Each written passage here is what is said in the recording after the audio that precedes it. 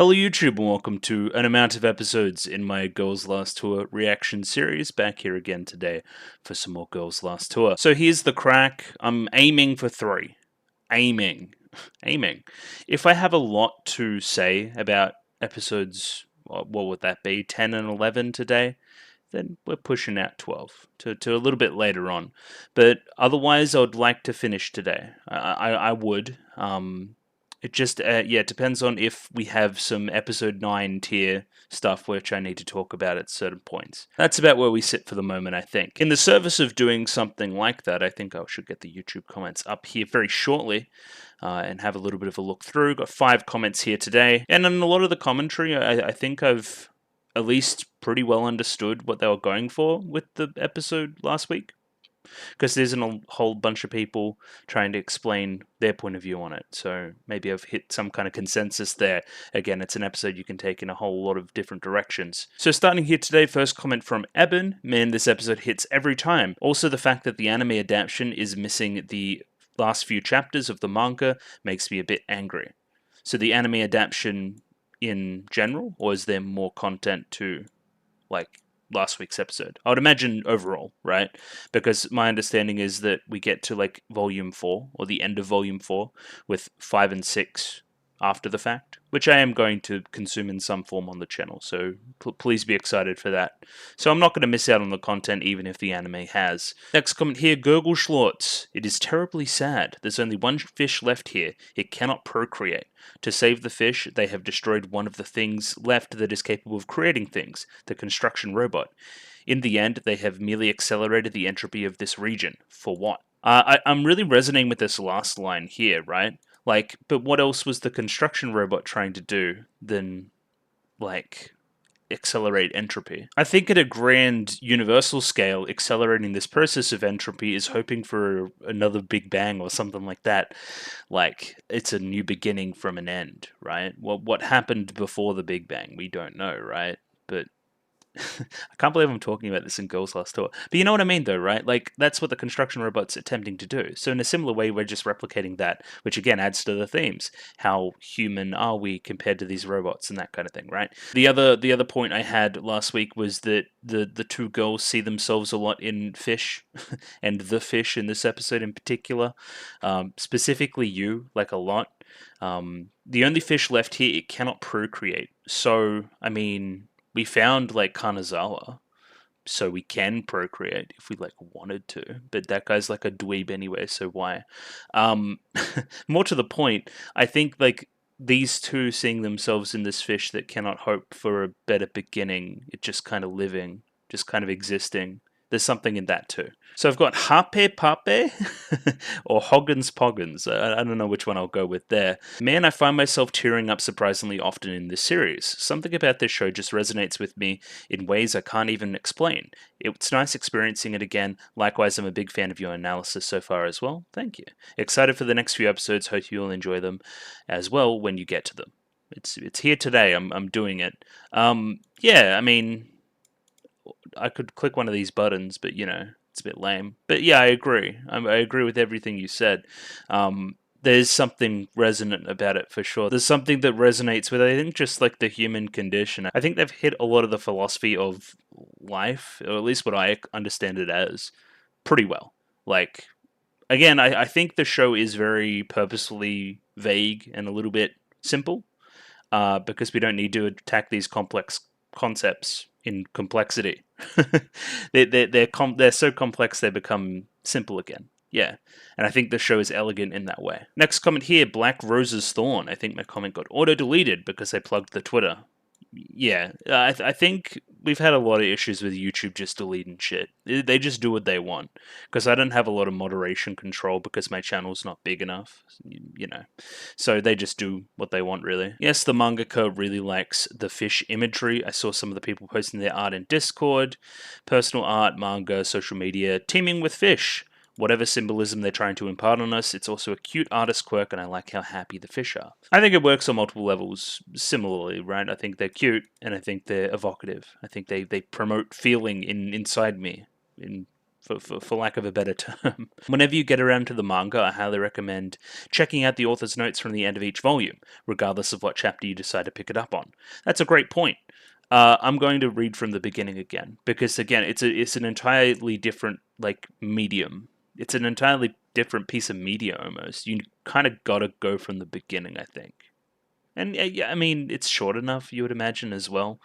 And I already know the content that you would catch up relatively quickly anyway. I would imagine it wouldn't be more than an hour. But again, that's just ignorant old me. Maybe we've skipped a ton of chapters, I just don't know. You touched on pretty much everything I had to say in the analysis portion. I was especially excited to point out how alive sounding the robot's death was. Yeah, I thought that was very evocative last week. The robot's death wow was just to put a finer point in things. It was the ribbon on top, something only the anime adaptation could do as well. The moment that it turns and looks at you is another highlight of that episode for sure. As for why they chose the fish over the big robot, hard to say for sure, but I'd like to think it was sort of a trolley problem. The little robot who they talked to and bonded with, its entire life is taking care of the fish, so in a sense they saved 2 lives by destroying the big robot. 2 lives that they'd personally come to care about, i.e. you with the fish and then Chi with the robot. So, versus this construction guy that we don't even know.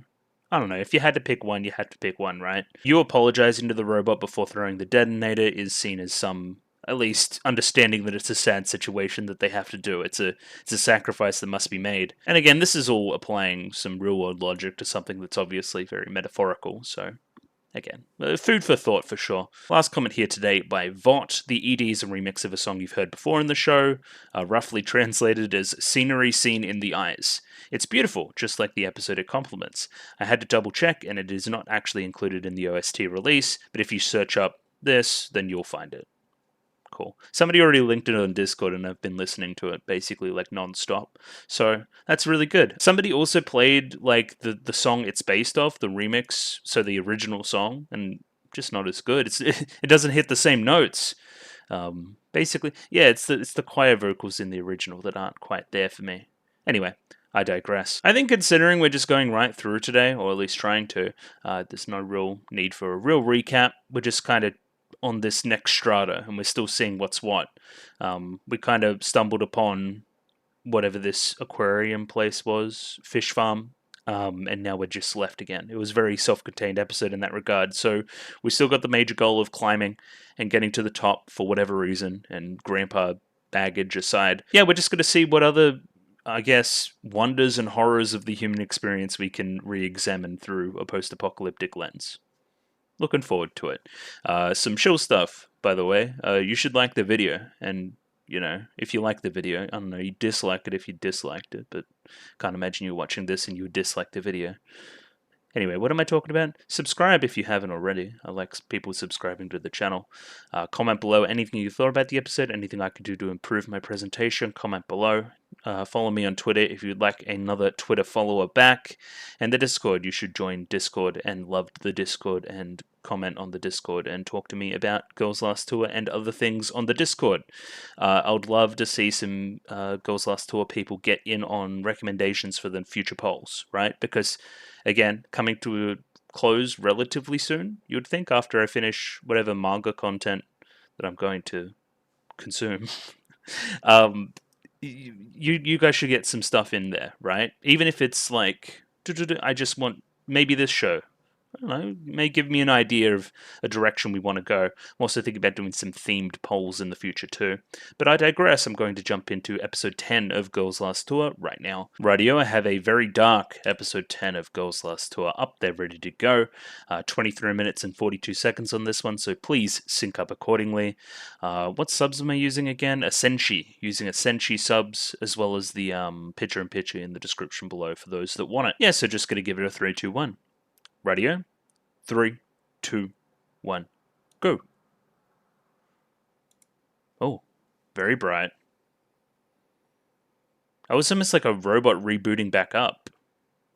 Or like a photo? Like with the flash on? Yeah, this language, right? This is like the new language we're looking at.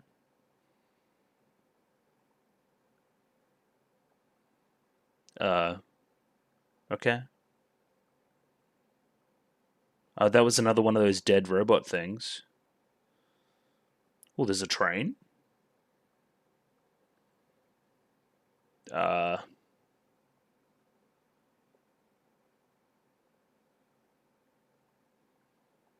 yeah, wherever we've gotten to, it's like super future. Look at this future train.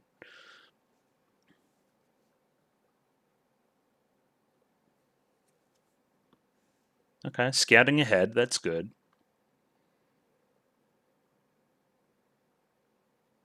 Okay. I mean, is the episode going to be like on the train? Because that's kind of funny.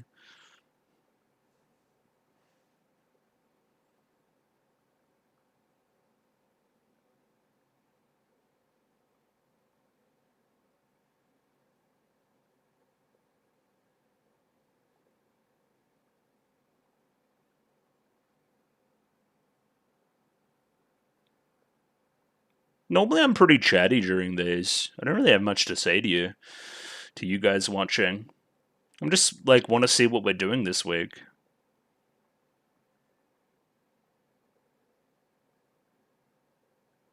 Puzzle is pretty good though.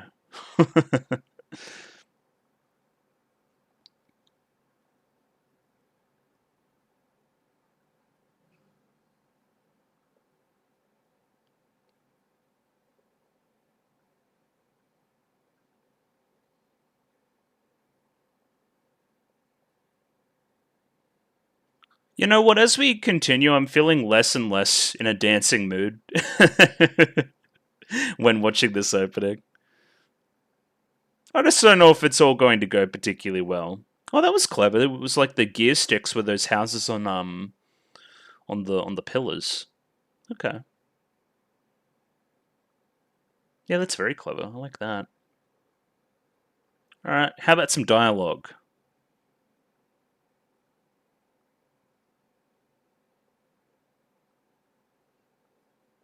Yeah. What am I looking at? Oh, looks like the background's in Monogatari.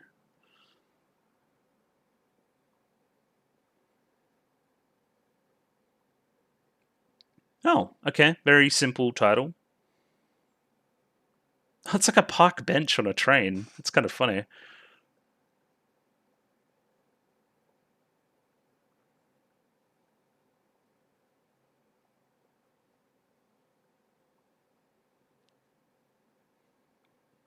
Yeah, the color palette's kind of. What are we trying to say here? I mean, I know what we're trying to say with that. I feel like I've got some hair on my face or something. A bit grim, I would say. Grim. Why is the why is the train so big? Is that a universal thing that people just want to like walk up and down the train when they get on it? Interesting.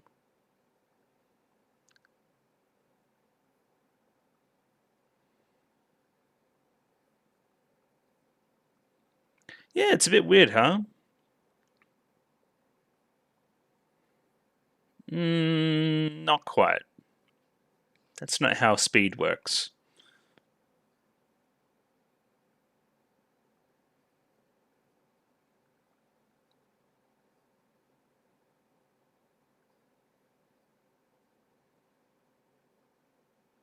I don't know how fast the Earth fucking rotates. You'd have to imagine pretty quick.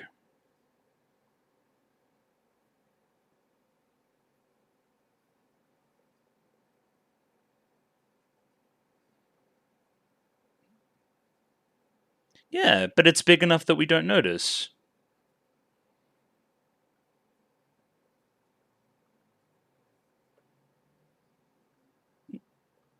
Kind of. Nah, she's just figuring it all out. That's okay. She probably didn't have like traditional schooling. Oh, okay, that's pretty tragic, huh? It's a big one. Mm,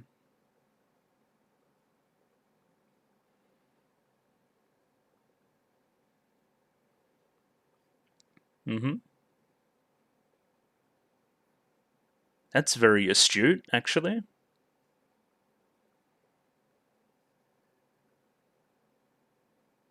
Interesting. I don't know, you guys got on it. What kind of weird device? Or like a clock? Or like a gauge or some kind?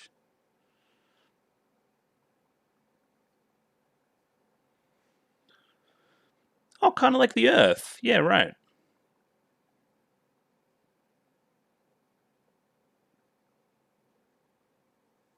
Time has a pretty constant speed, in my experience.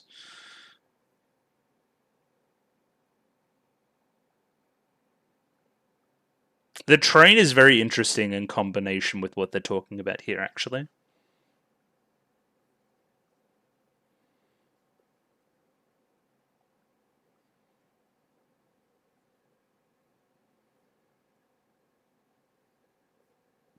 It's all relative. It's all relative to your mind state. Yeah, I have a clock on me all the time.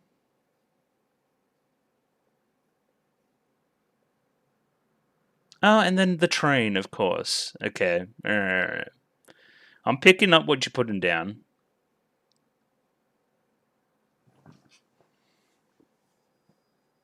Okay. Thoughts? What is happening?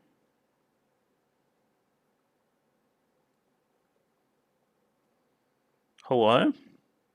Some kind of looming threat? I don't think that's a good idea. There's one more stop. Ration looking things.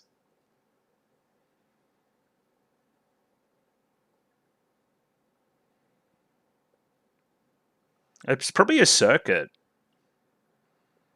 considering it's on timers.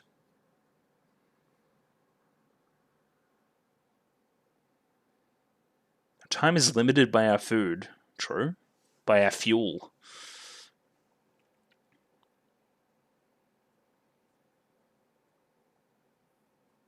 I mean, yeah, literally. Literally, we're going to go as far as possible.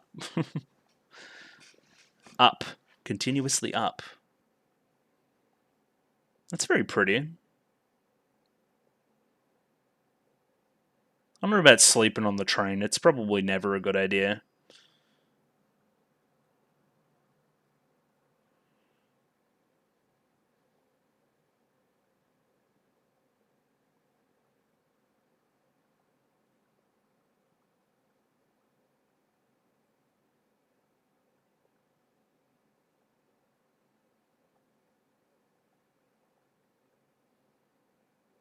Okay, the midnight train going anywhere. Wavelength. Okay, what do we mean by this? Well, long enough to sleep, yeah.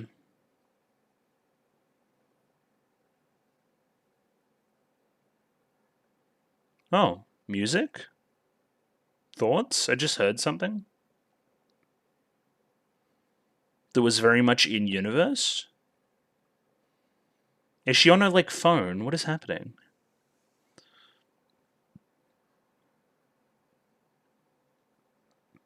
Yeah, is it the radio? I didn't know that we kept a radio. I thought we gave back the radio. I thought we were meant to put him back. That was the whole point. Yeah.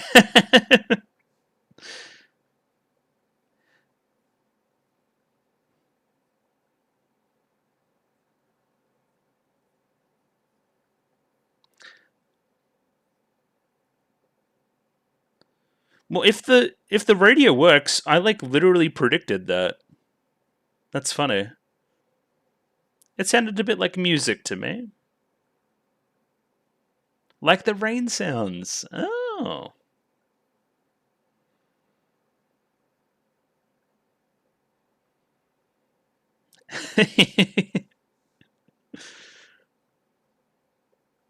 Uta.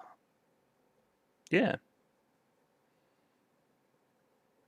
Ongaku dayo. I know words sometimes.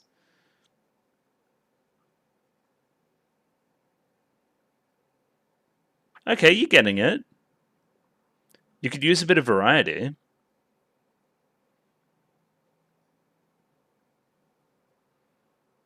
Indeed.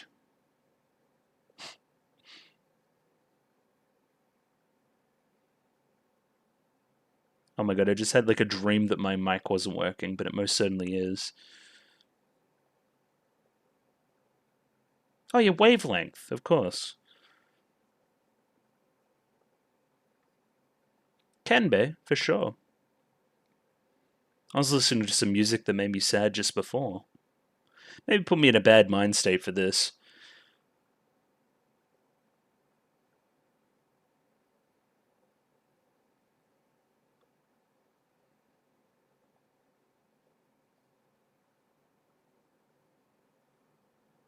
Well, there you go. Music can be tied to emotion.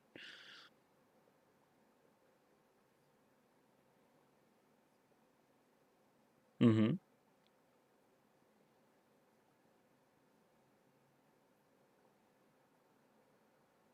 That's not all about the millum. The millum, oh my god. The rhythm. It's more about the melody for mine.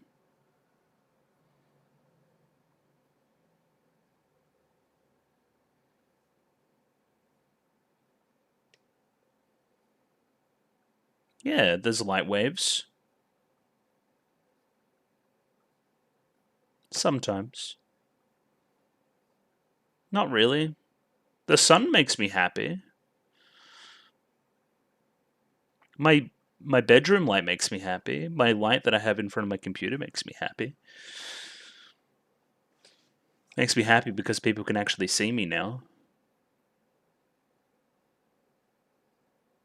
I have been underground quite a bit.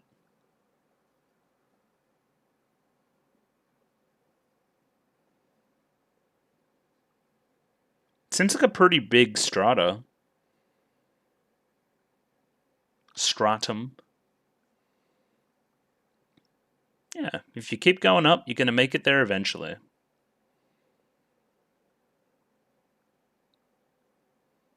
Oh, look at that light. Interesting.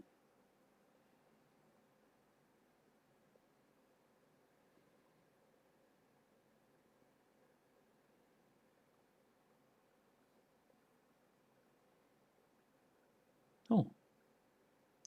Oh, yeah. It's like that one thing from Full Metal Alchemist. Are we going to tie the music to the light?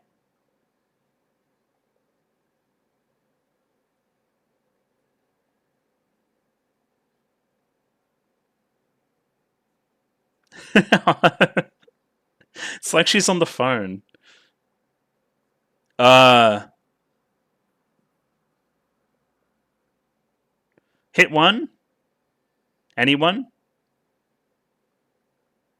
Holy fuck. I hope we're alright. Okay. She landed very well. Chi not so lucky.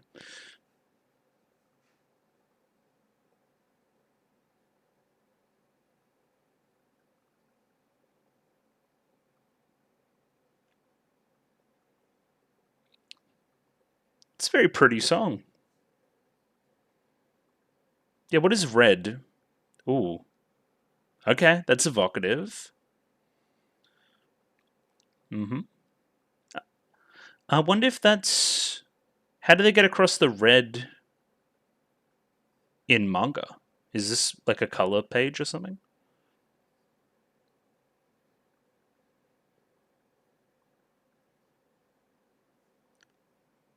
Okay. There's like a ton to talk about there.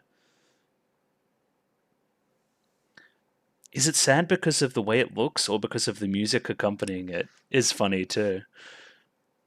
I think it'd be sad regardless.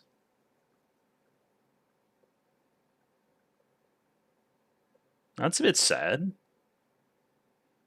It's very sad. Oh, get off it.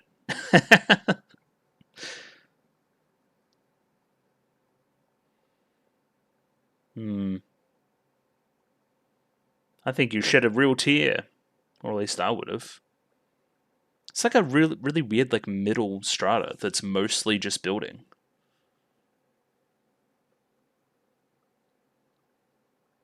You combing her hair with a knife? What's going on? Look at the water. Okay. Bit of water. But it could.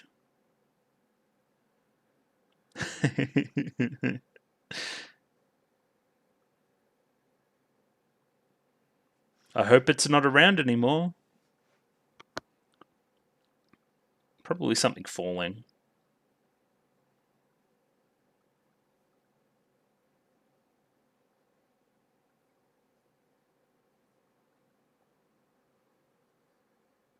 Well, no one's going to care. Hey, they're doing the cheese thing.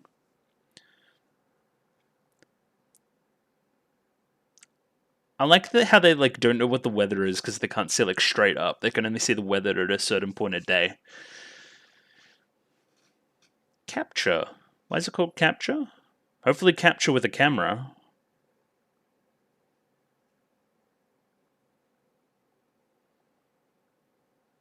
I mean, potentially big artillery or something, right?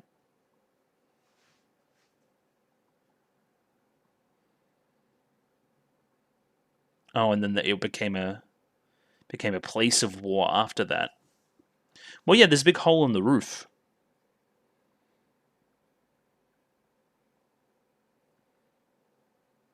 I think, yeah, what you're saying is entirely possible. Yeah. Two different periods in history, both in conflict. Well, that's. Hey, shout outs to Girls in Panzer. Tank reference. Let's go.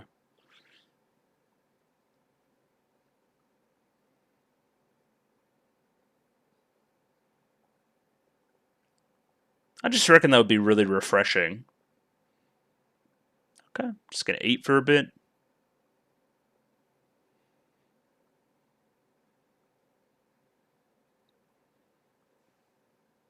I need another haircut too, very soon. It was annoying me today. Even though, like, I wear a hat. I don't know why it was annoying me, it was.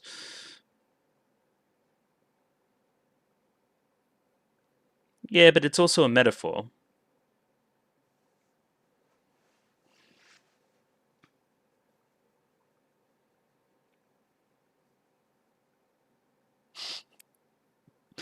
Uh, Pretty good. No. Food doesn't flow down from above like water does. What the fuck? What is that? What is that? No, it looked like one of the statues. Where are these little fuckers? Are you going to try and eat it? I hope not.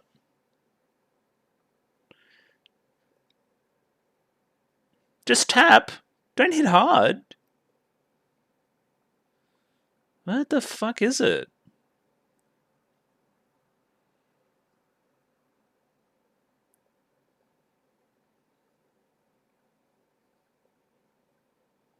He's a bit phallic, but sure.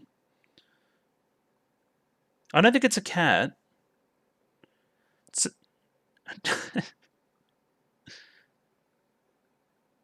what?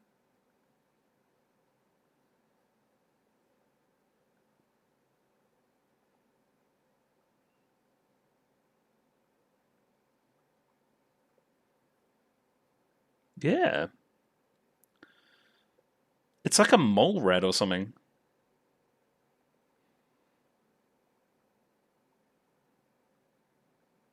Yeah.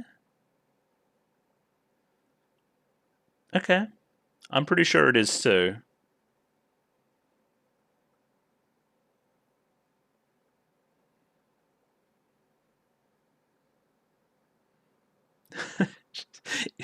It looks so adorable. We're going to eat it.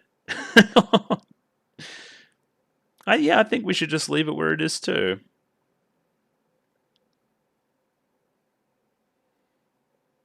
Well, yeah, but also like a general level of ethics. I doubt would be eating many like cows if they could talk to us. I hope anyway.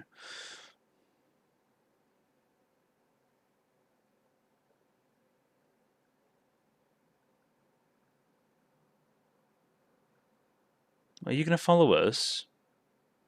Imprinted on us or something? Yeah, it's a little freak. I don't know if I would keep that thing around. It's like with a stray dog or anything, you like give them a little bit of attention and they just follow you.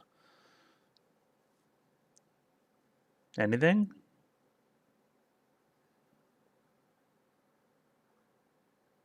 No, we're bringing it along.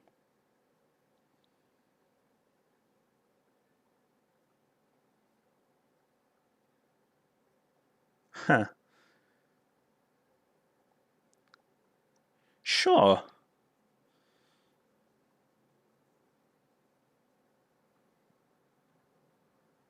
Yeah. Hey, muscle, here you go.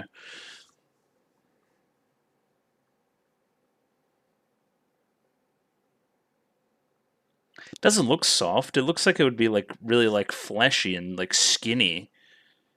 So yeah, I was about to say it's at the end. Okay, we found a little friend. Okay, unexpected. I guess it kind of looks like the statues, but I'm less off that line now. I don't think the statues are fucking anything. I think it looks like the statues in the same way that like ancient civilizations praised like cats and cows and stuff. Potentially like that. I don't think there's any other implication from that. I think it's interesting that it can talk though. What's it doing here? I don't know. Other than that, I think the wavelength segment was pretty poignant. I like the concept of the train one as well, kind of tying speed, movement, food, timing. So again, they caught the train, then got off the train. It's meant to invoke something about the working life, the doldrums of everyday living, I think, and how attached it is to time and how fast we're moving and that kind of thing. Yeah, probably the wavelength segment, my favorite though. There's some good lines in the last one too, though.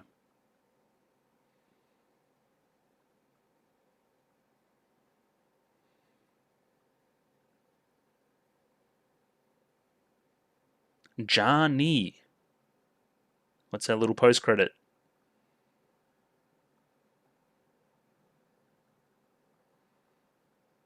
What? What suck at singing? And yeah, a little bit of analysis on episode 10. So that was episode 10, pretty reflective one. Obviously, in the wake of 9, you need something that's a little less intense, I would say, considering 9's pretty involved and gets into a lot of concepts and has a pretty bleak ending, if we're honest. Just, yeah, reflecting upon that, even this first segment where we're kind of just like, we don't even have any dialogue until after the opening. I don't know, just reflective, I would say. Resting.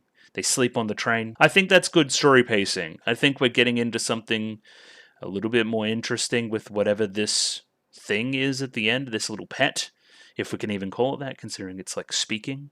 It's got childlike qualities in that way, kinda. I just wonder what it fucking is. I don't know what it is, but sure. Just, yeah, this episode really exhibiting the pacing of the show in a great way. I think it does a good job there. By that same token, I don't believe I have that much to say about it, but I have been wrong in the past. So we're just going to go through and I'm going to talk about a few things that I haven't talked about already and see how we go from there. I will say the starting portion through into like here where we see the red. Great. Because we're pretty much constantly colorless, pretty grayscale, even like on purpose we're pretty grayscale. We even call it out earlier. So like getting to this segment, I think that's really good. I think it's really well done. And even consequently after this, we see a little bit more color in the scenes as well. You know, just because we have a little bit of natural light. So yeah, I think that's well done. I think the color stuff's pretty good.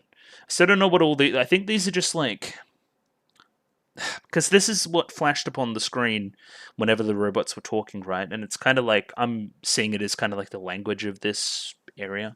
But even then, I saw some signs that said like A1, A2, A3, so maybe not. Maybe it's just for machines. I think we could see this as like getting constantly reminded of our actions back before. Maybe even constantly reminding ourselves of the choice we made there as well as pertains to that big robot, the construction one. But I digress. We're going to hop in here. See what I mean? Like, you got A1, A2, A whatever, and then you got this stuff on the walls as well. So I'm wondering if it's like a mixed society between like robots and humans, because we see a lot of dead robots around as well. Like, if this stuff wasn't the biggest indicator that like last episode's events were weighing on them, then I think the dead robots are. That's a pretty good indicator, right? And we see the big old scary block train, not blockchain, that's a different thing. And I think the one of the most evocative things we say is they look like the graves, in the same way that the robots kind of look like the graves as well. Kind of almost this very like kind of Soviet design of stuff in like prioritizing efficiency over, you know, aesthetic or human use or anything like that, right?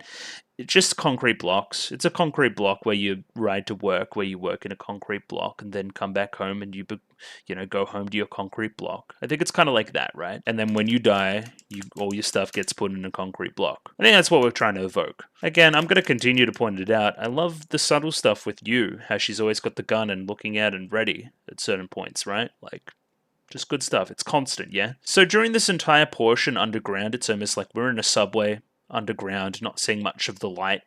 That's purposeful, right? Again, I don't live in a city, for the record, so I don't have much to tell you about this experience, but you would imagine that getting up, going to your station, walking down, getting into a big old metal tube, and then getting shot off somewhere where you go work isn't exactly the most pleasing experience. And I think we're trying to reflect that a little bit here, especially with all this industrial stuff below us, right? Like, you could almost see this is like a split between white collar, blue collar, almost. That's kind of interesting, right? Or maybe I'm just talking shit. Again, through this, like, there hasn't really been that much dialogue, and we're like 3 minutes in, so like it's purposeful in its kind of relaxing nature, I think. Well, this is cute. Use kind of playing with her hair here, and then we do a haircut later on. Is that purposeful? You'd have to think so, maybe, right? Like, oh, it's getting a little bit long, and then cut it later on. Yeah, kind of boring. Looking through all the photos, it's all just concrete slabs. Kind of boring. Not much color to it. And then combining themes, right? So we see this robot here, right? And then we see like almost like a photo flash, and then this stuff, like their language. Yeah, very subtle. Hey, let's go to the front. I don't want to be like around this thing anymore. It really is kind of boring around here. And then they see another corpse, right? And then you brings up this idea. We're moving well inside of a train that's also moving. I think like this is obviously like they like move around the robot. They don't want to like talk about it. Interesting. I think this is a really subtle segment. So yeah, like you just jump straight into some you nonsense, which is, hey, we're going faster than the train right now because we're moving inside of the train. No. No. That's not how that works. I can't quite explain to you why that isn't how it works, but it's not how it works. I think using the Earth's rotation as an idea there is the classic debunking of this, right? The other one that I always think of, right, is like inertia. So we're moving in a car, and then when a car like crashes or stops immediately, we're still being thrust forward. So we're obviously already operating at that speed. It's just the constant stopping that makes that abrupt and obvious, right? But when you slow down slowly, you don't get it as much. So just apply the same concepts to your car inside the train, and you'll see what I mean. Again, bringing back this chalk aesthetic when we're teaching you a little lesson as well. We're bringing the Earth's rotation now, after talking about speeds and understanding that, and Yu's just very confused about the whole thing, really.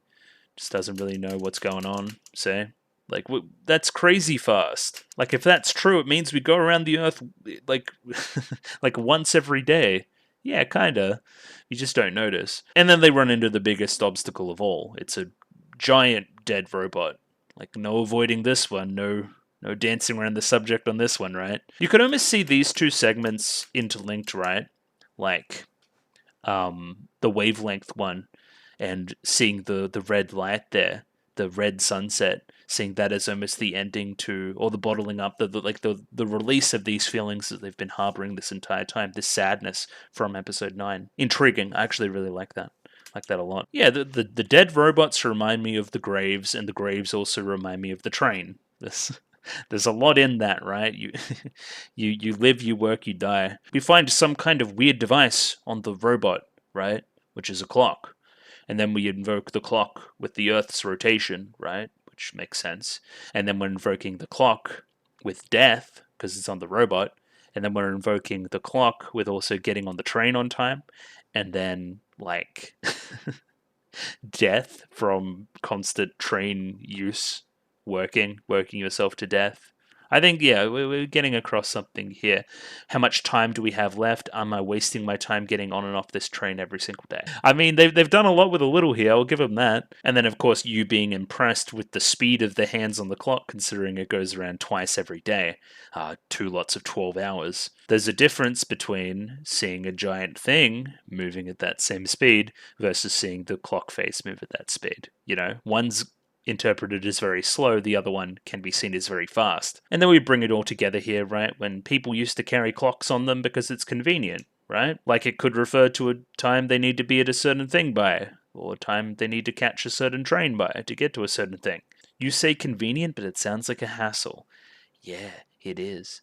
Also, these trains that are still operating, right? So clearly it's been entirely automated, and this is almost like a robot just going about its business, much like the robots we saw earlier. Like, you can infer a lot of things about the society and how it probably wasn't too great, if we're honest. So I'd need to go back and look, but it seems like we start at A5 and then we can go all the way to A13. I should look where we get off, actually, because I would maybe think that this is a circuit around the city as well, because it doesn't seem like we get any higher or lower or out anywhere, so I don't know. We bring up this idea as well, so they're not really limited by time, their time is limited by food. So it's very different to me and you, right? At least hopefully, I hope you guys have food. That'd be good. I'm limited by the amount of time I've got. I've got enough food. I can probably have enough food until I don't need any food anymore, right? Until I die. I'm lucky enough to do that. I'm limited by my time on Earth. So it's a very different set of priorities. Somebody in the post-apocalypse versus somebody in whatever the society we're representing here. And in that way, we bring up that idea like we're almost luckier because of it, right? Because we're limited by our food, we're probably cherishing every moment a little bit more than somebody that's just kind of doing it, doing their job, getting on and off that train. Either way, we slept on that train for a pretty long time, and came out at some stop. I'm still yet to see what stop that was. As you was yawning, we hear the radio go off and start a little bit of a song. And this was a very confusing segment for me, and I'm happy that the show was on the same page I was. I'm like, where'd that sound come from? It kind of been the radio. We needed to leave the radio back in the day for that to make sense. And then she thinks the same thing, and then Yu's like, I don't know, I just took it. It seemed like it'd be handy. And, I mean, it was, right? Like, that's another lens you could take this weird fucking thing at the end, the weird little pet.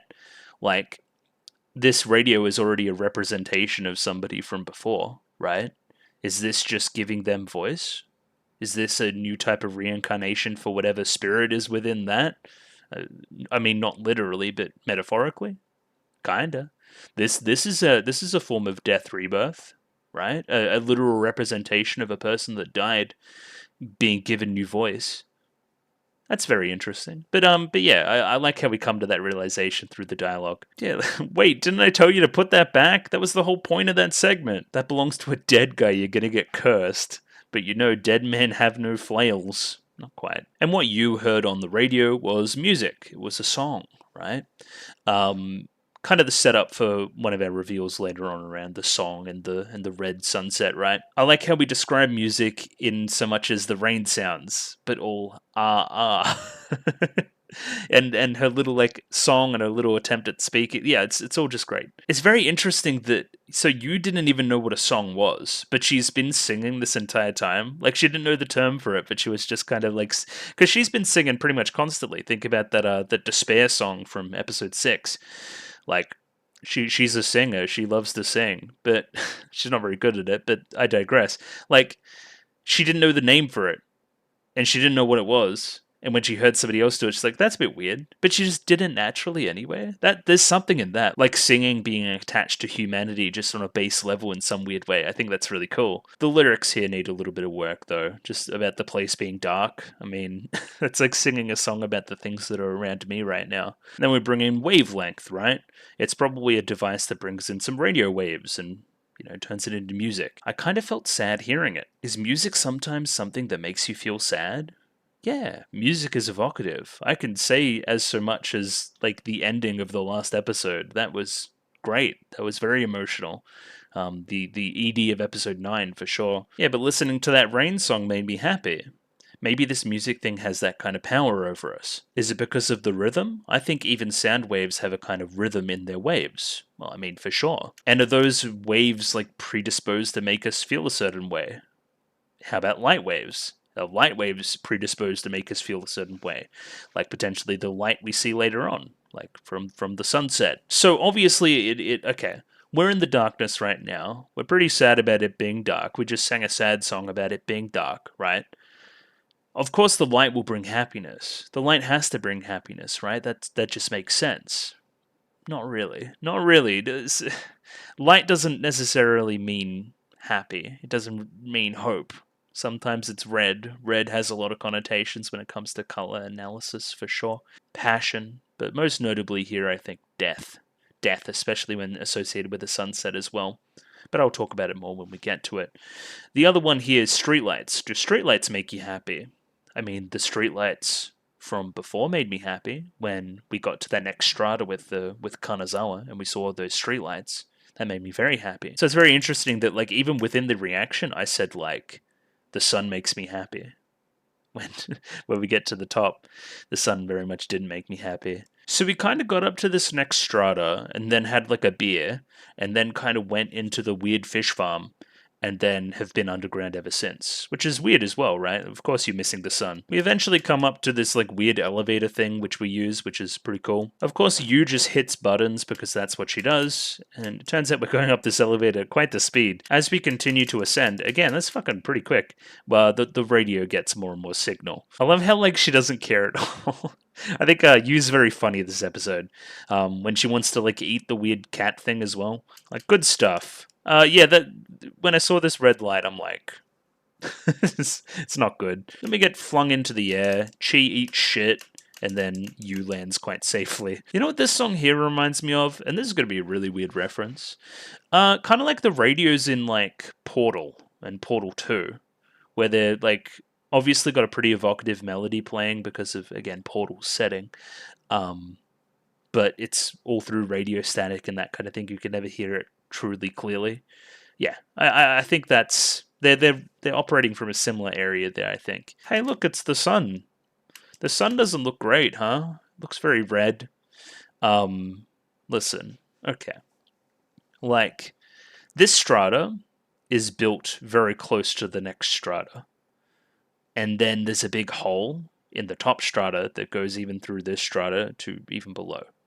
So, like this one had obviously been built up way too much. So we're even maybe building on top of it, less because this area is fucked, but more out of necessity even. Like at some point it just needs to stop. Then we get to it, somehow this red light seems like a sad color. I mean, we can take this in multiple directions.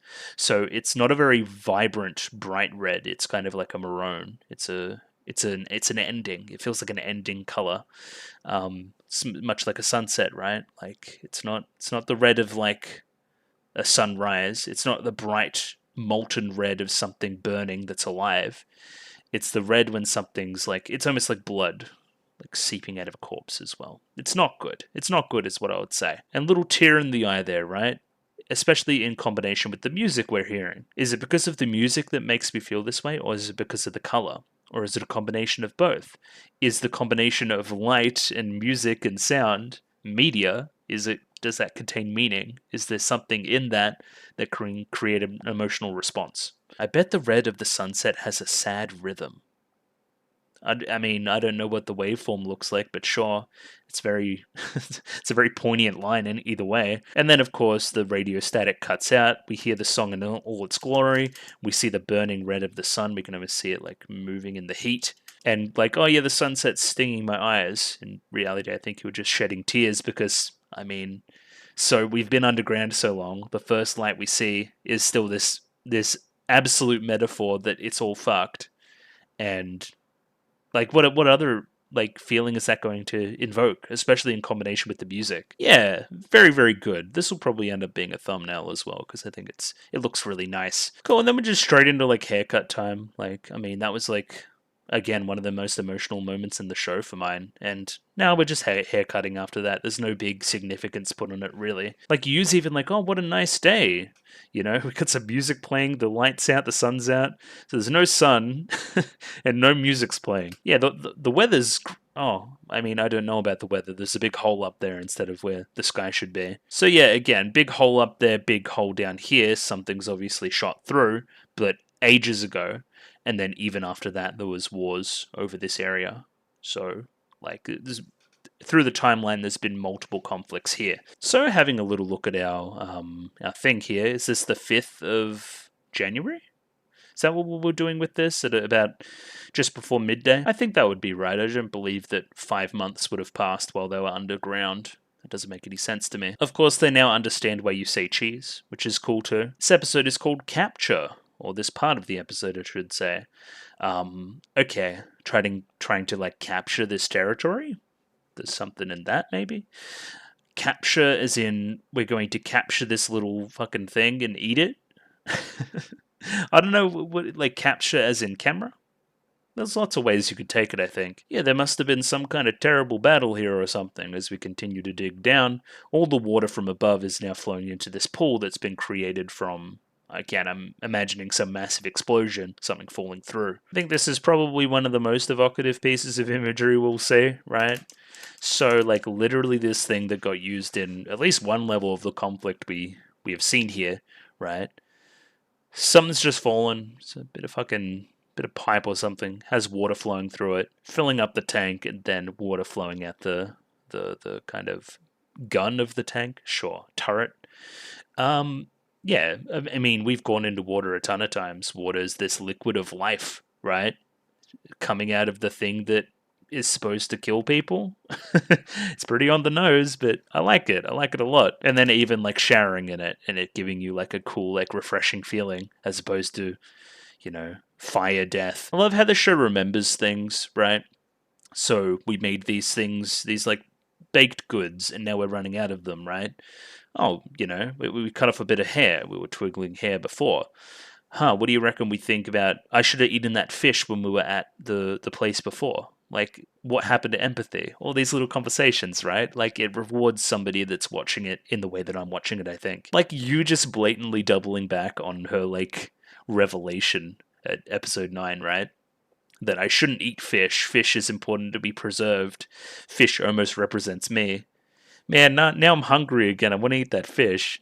Is there something in that? Maybe not. Maybe it's just a joke. I think it's important we bring up this concept of empathy as it pertains to other creatures before we see this other creature as well, though. Do you think any food's going to come out of these holes in the same way that, like, water is coming out of all the other pipes? No, I mean, like, food doesn't really work like that. Yeah, look at this little freak that's hiding in the hole. Again, like, it looks like the statues, at least a little bit. But again, I've talked about that. I think it looks like the statues insofar as people used to worship idols that represented like animals in the world. I think that's how we're going to look at this. Or there's something else going on. It almost looks like fucking like a ghost or something. I think we need to explore this concept more. I think it's interesting the way it's speaking through the radio as well. Or at least seemingly so. This little creature is clearly a direction we're going in the future, and I should continue to keep an eye on it as I watch more episodes here today. I think I saw this in a book once. Kitten, was it? I don't think it's a cat. I don't think so. Unless it's one of them, like, really, like, bald cats. Like a Siamese, they're bald, right? No, they're very much not. It's called, like, a Russian hairless or something. Almost like a sphinx. Almost like another culture in the past that used to deify creatures. Think about it. So, okay, we just went through waveforms and how waveforms are evocative to human experience and emotion, right? Like through light and sound. Now, this thing, interacting with the radio, is making a voice through presumably some kind of waveform. I don't know, there's something in that probably, right? Can this thing's waveforms make us feel emotion like the other ones can? I don't know, when you break it down to its base concepts like that, it's less emotional. It's less romantic, I would say. It's got a really weird, cutesy voice. Well, I kind of dig it. Either way, Yu still wants to eat it, which is pretty funny. Like, should we just cook it? Yeah, Chi makes the decision here that we're going to leave it behind. We can't eat something that talks. Okay, fair enough. Eat something that, like, emotional. And yeah, of course, it's weird that, humans make a delineation there, right? Why is it okay to eat cows and not really okay to eat dogs or chimpanzees or something like that, right? Like, hmm.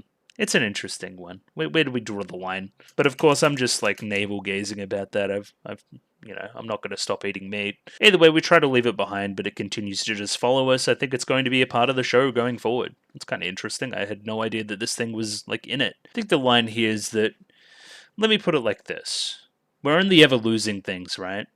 Losing our robot friends, which is probably the most like direct one to this episode, especially through the amount of death we saw in the start to the life we see now.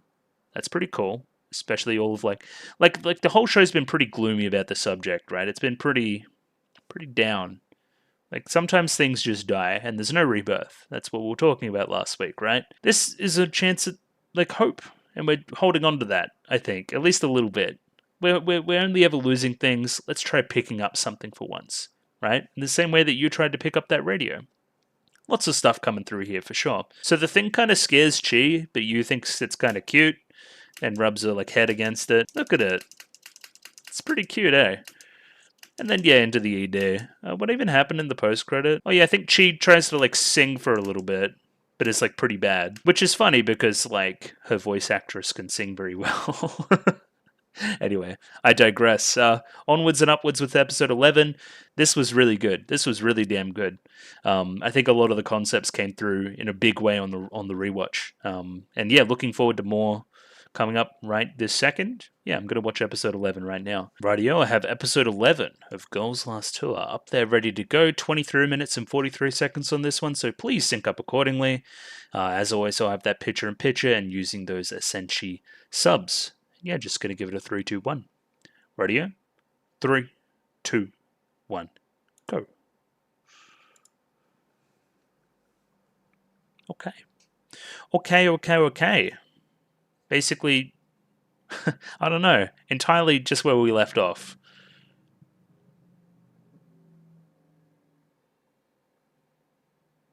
What did it eat? A bullet? Why? Don't feed it a bullet. Unless it like eats metal, then sure, eat all the bullets you want. There's plenty around. Hey, it's in the opening now. Look at that. That's cute. I like that a lot.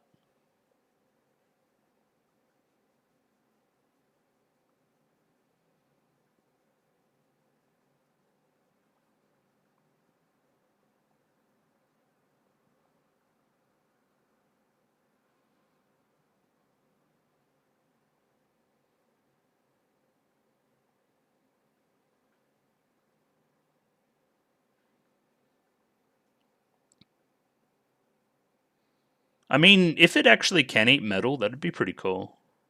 Like, honestly. Because it'd be like an evolution of the concept of, well, evolution, right? It's evolved in this world to the... Oh my god, I just stopped like I thought I could, like, cut it. Oh my god, I'm so embarrassed. Ah! Alright, it's fine. We're back. It'd be, like, it could, like, have evolved to the point where it could eat metal. Yeah. Okay, we're back. Like, you could see my, like, brain rebooting in real time. Oh my god. Losing it. Very slowly. Or more quickly than usual. Do you like to eat bullet? That'll be the answer to my question.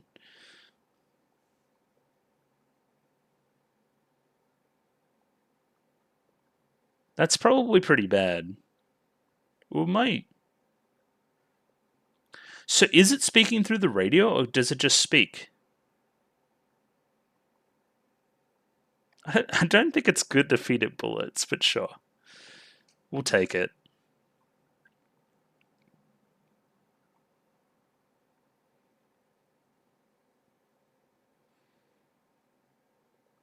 Umai.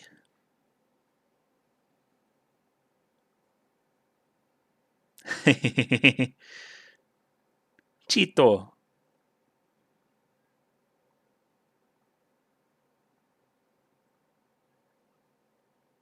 Oh my god.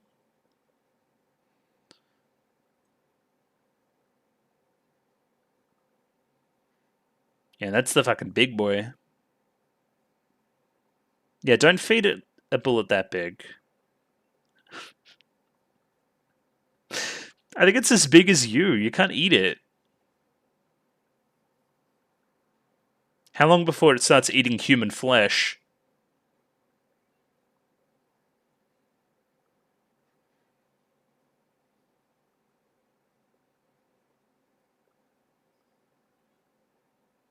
All right, I'll tell you this like eating bullets thing came out of nowhere.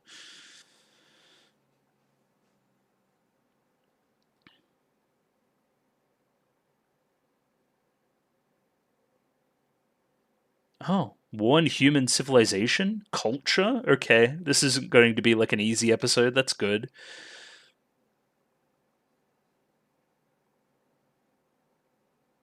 Can you read the English that's on it? Not really. Yeah. It's a very broad book too. It'd be a thick one. Can I kind of read that? Maybe I'll pause that later and see if I can. What are you trying to? Maybe somebody I meet can. Well, you're literally. What are you doing? What are you picking up? Books have more value than bullets, which I think is what we're gonna get at.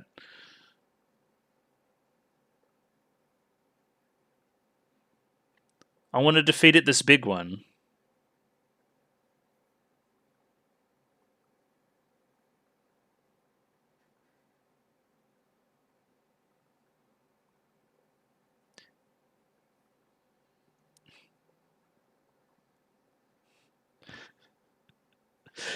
I think you shouldn't overfeed it as well. Don't feed it like what's the gremlins? Don't feed it after midnight. This little freak. Oh yeah.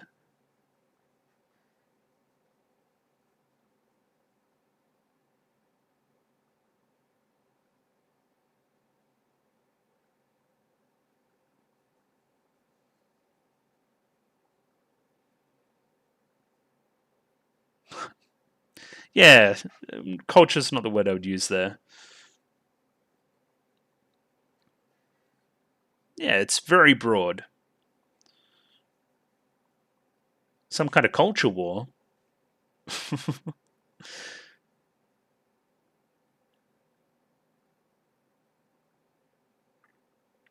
It's a very, very complex subject, but I think you've boiled it down pretty well.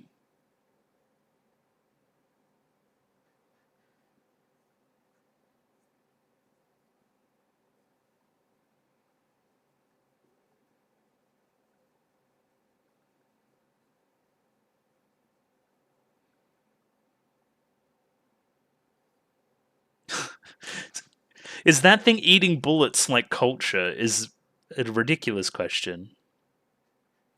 Yeah, what am I looking at?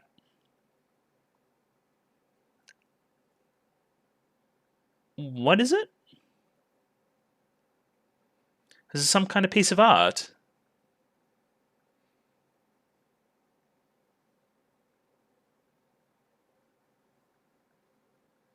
Oh, it's almost like a chime or something, is it? Like it's controlled by the wind.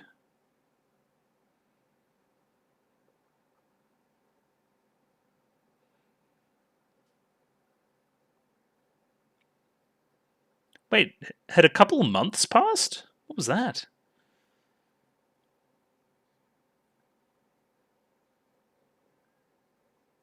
What about it?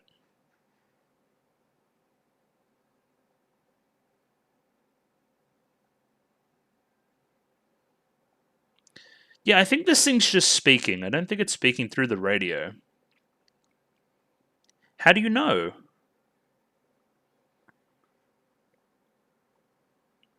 Well, I mean, if somebody's broadcasting something, we should go have a look.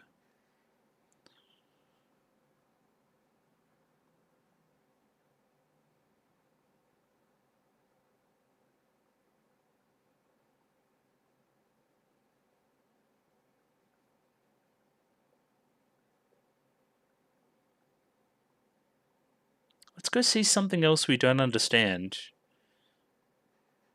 Go expand our culture, or our cultural understanding.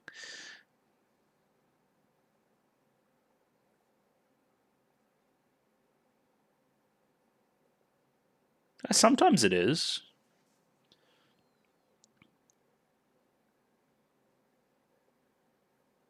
What, people that are just a little bit more flippant and just kind of do shit. A real trailblazer for sure. Yeah, what about them? Do you want a small one for the thinger? Well, they were meant to protect heads in the past, but yeah.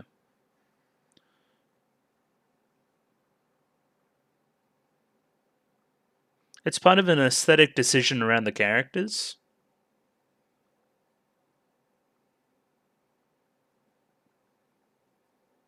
Like a piece of rubble, sure. It is safer to wear one than not wear one. In the same way that it's safer for me everywhere in real life to wear one than not wear one. Oh, that's funny. Okay.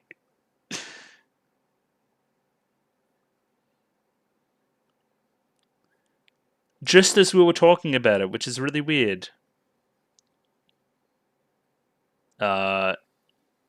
Is this from somebody? Or is this just it falling apart?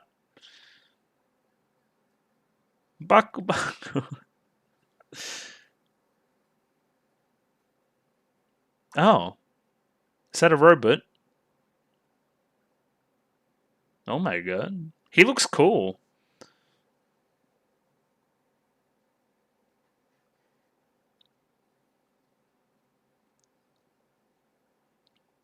Cute. Hello. Hello, Mr. Automaton.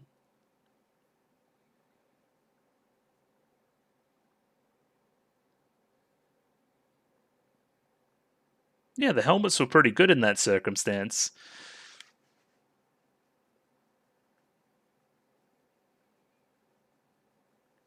The robots.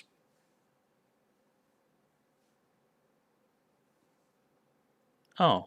Oh! I was going to comment on this. Hang on. I need to go back and... Because I looked at it and I'm like, that looks like a robot. Anyway, I'm not going to talk about that. And now I can. That's cool.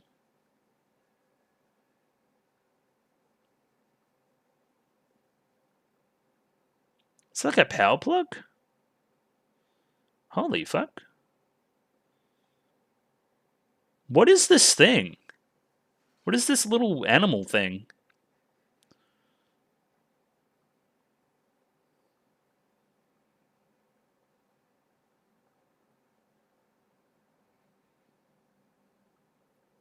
Oh my god. The nuclear launch codes?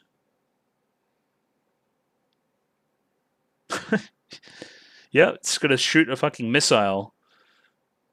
At what? There. That's where it's gonna shoot it.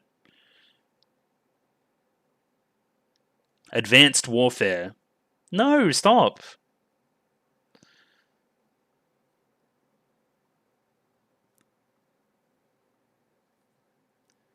No. Is this going to be like my brother, who, like, whenever we try to get rid of anything, he just wants to smash it before we throw it out?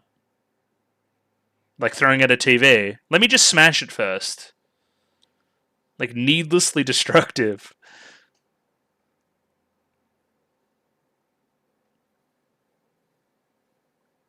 That was a pretty powerful gun, eh? Good thing we're protected inside of this thing.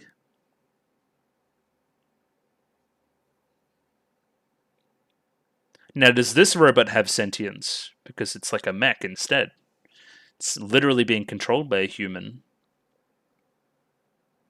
Wow, fucking scorched earth, huh?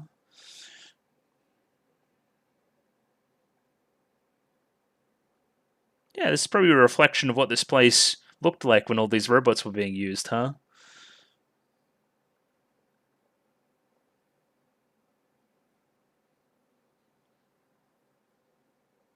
I don't think you're seeing the seriousness of the situation, you.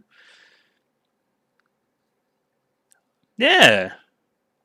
I mean, I'm with Chi completely and totally.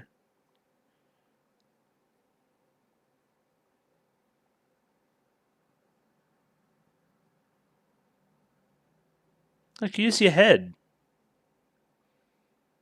Especially in the conversation we're having about culture as well. It's very interesting. Okay, she apologized. All is forgiven.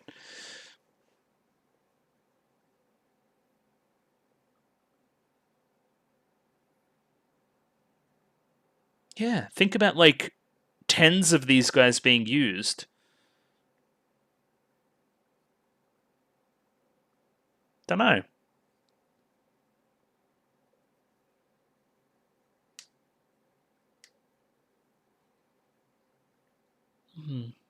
No, but think about who's controlling it. Yeah. We don't blame the gun, you know. Oh, wait, no. I was about to say some, like, gun control rhetoric. Ah! Help! I mean, I don't know. She was just kind of fucking around.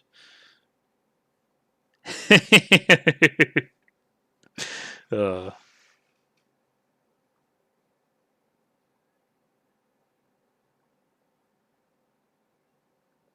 I was gonna say, like, guns don't kill people, people kill people. But I mean, if I had a giant death robot, I'd kill a lot of people. So maybe we should ban giant death robots.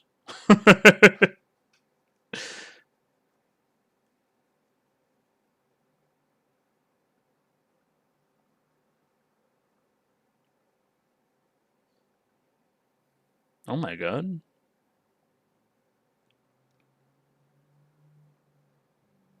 I agree. In the wake of what we've just seen,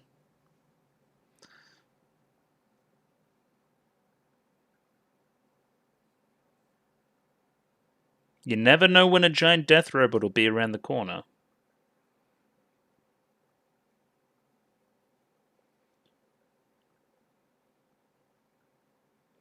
Not really. Some kind of sprinkler system. Oh, you're honing the drawing. That's nice. Oh, think about it. Think about it.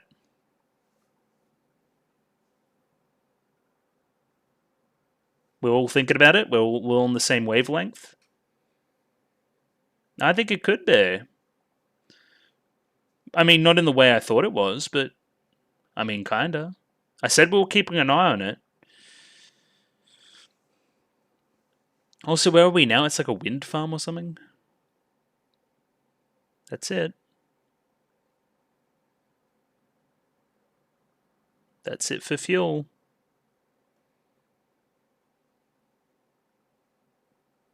It's better than nothing.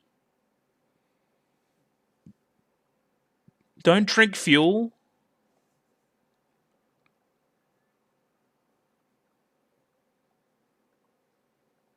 Yeah, it's very interesting, huh?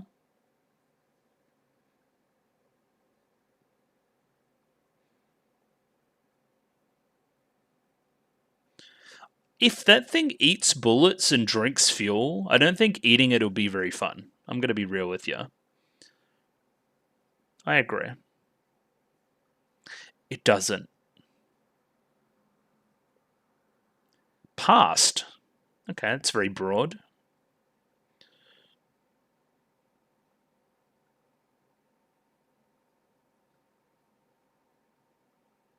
Well, cannibalism.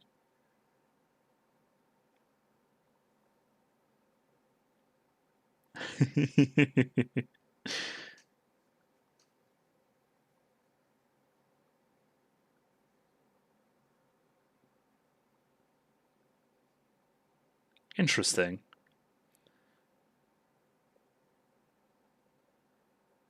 It's kind of reminds me of a forest.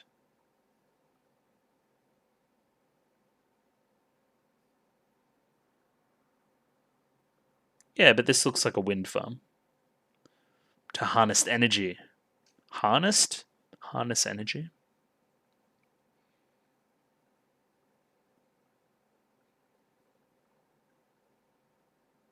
I don't know. Because the world's fucked.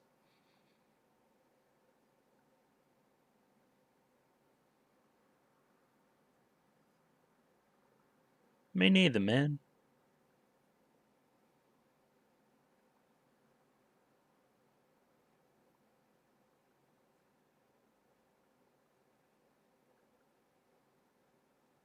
You reckon? I reckon understanding the past is way easier than that. The future's unpredictable.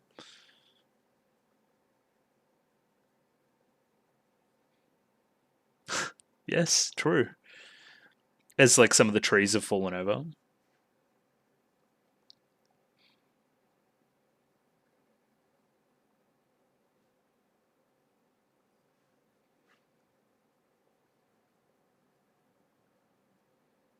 I wonder how long these fucking things live.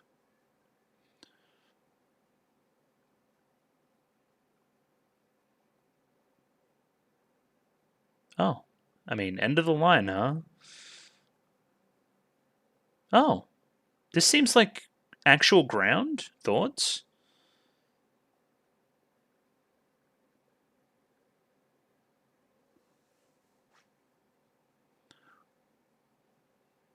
I don't think it's actual ground, but I think like went through like a hole in the fence. Probably. Oh. Okay. I can't say I saw the giant submarine coming, but sure.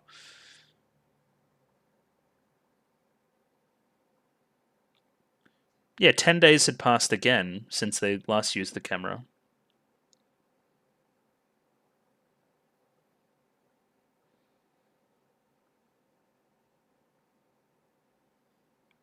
Yeah, it is.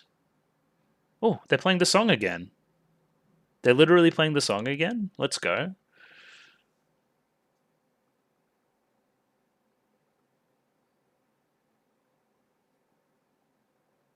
No, don't talk over it. Yeah, what are you? I'm very curious about this little creature, this little freak. Oh, now it's dead. That's okay. Yeah, seriously, listen to this music. Holy fuck.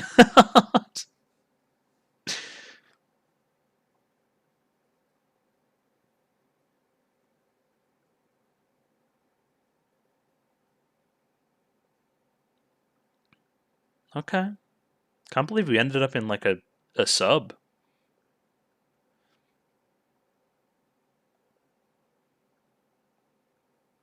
Silence.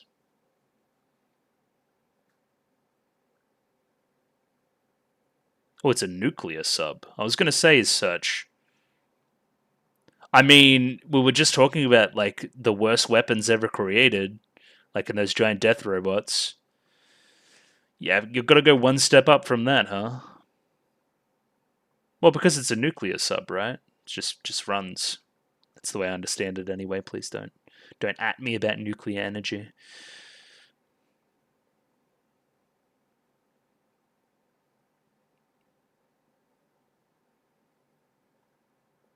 Mm-hmm. Cool, cool, cool, cool, cool, cool, cool. Is that where we're gonna end? Okay, that's a direction to go, I guess.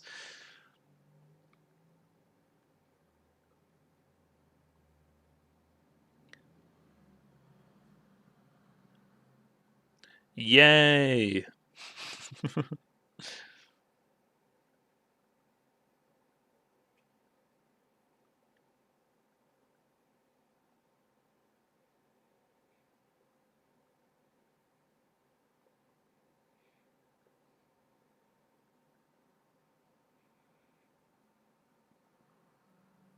Well, I mean, I've always made the inference about the statues being kind of alive or some remnant. You know, I don't think the show's been hiding that fact. And now, yeah, with these, it's more and more evidence that with this new creature that was actually the case. I wonder what made them freeze like that then. you know? And their eyes almost seem to be following Chi and Yu. Maybe they actually were. I mean, notably, that little creature is one of the first things we see in the show as well. It's in episode 1, or some variation of it, right? Or the statues, I should say. Wonder what we're going to do with nukes as well. That doesn't bode well. And no post-credit, which is a little bit sad. But sure, onward and upward with some analysis on episode 11. So yeah, that was episode 11, and we learnt a lot more about our little friend here. I think we're calling it the kitten, I guess, even though it's not really like that at all. So I've got a few ideas, right? At least a little bit. Because, like, lower down in the strata, we saw a whole lot more of these dudes. We haven't really seen them in a while. So I'm thinking that this is some kind of ancient creature, right? Where humanity's maybe even sprung up after that, in a way. Maybe they were being praised as gods at some point. Maybe that's what the war's about as well. Maybe it was these things, fighting humans, fighting whatever else, right? I've got a lot of ideas around that now. I think the way it eats bullets and drinks petrol or gas or whatever else is very interesting. I think maybe this is an evolutionary trait that it, adapted to its environment after many years and decided that, hey, this is what's around my environment right now. I need to, evolve or die, and am able to eat all these things now because that's what's around, as opposed to, again, like life as we know it has evolved to be, carbon based and eat lots of plants and meat and that kind of thing, because that's what survived evolution, right? That's what made it through. That's again why humanity is the way it is right now. And again, we don't know what the period of time would be where evolution would take place, and how long these things have been around, or how long humans have been around, or what the world state's like, or anything else in between. Like, I don't know. I think it's plausible that you evolved to be this way from your environment. And of course, a representation of a new life form, maybe that's going to, outlive all of us, and that's going to be how life continues. I don't know. Or it's just a remnant of what used to be like civilization, and it just normally eats inorganic matter, something like that. Just, yeah, the bullet stuff is an interesting quirk. Other than that, we're seemingly looking at the folly of man some more in a kind of a way that we haven't since the real start of the show, where it's like, hey, why do we keep making these huge, massively destructive weapons, right? Like, look how much destruction I did at like the touch of a button, at the moving of a finger, with this giant death robot, and how sad that made me, and how that invoked that red color again as well, like that sad light wave. And then, of course, moving towards nukes, which are the ultimate example of this as we move towards episode 12. Yeah, quite a bit to talk about here, so I'm keen to jump in. That is what I don't think I've talked about it. I'm talking very macro this episode. I don't think I'm talking about the moment to moment as much, which is still extremely good. It's entertaining moment to moment. Like, the characters are good, the jokes are good, the dialogue's well written. I believe the voice performances are good as well. It all contributes. And yeah, that stuff's top notch, but I'm sure I've talked about that enough already throughout the rest of the show. Yeah, we start off when we feed it a bullet. I've kind of talked about a lot of my ideas around here already, so I won't reiterate myself too much. I like how, again, the audience is following Chi a lot here. She's like, because I was like the whole time, I'm like, don't fucking feed it the thing. Don't feed it the thing. Feed it the thing. Now you're supposed to say yum. It says yum. Like you just continuing to be right. Like, oh, look, it loves it. Instead of like me, who would be worried about feeding any kind of animal like lead. So again, from our camera, I believe that a couple months have passed. It's, learning a lot more words. It's eating more. It's grown in length, I think. The thing is, when we like pick it up and hold it like this, it's like one of them big fucking fat cats that are very long. When you hold it like this, you actually see how long it is.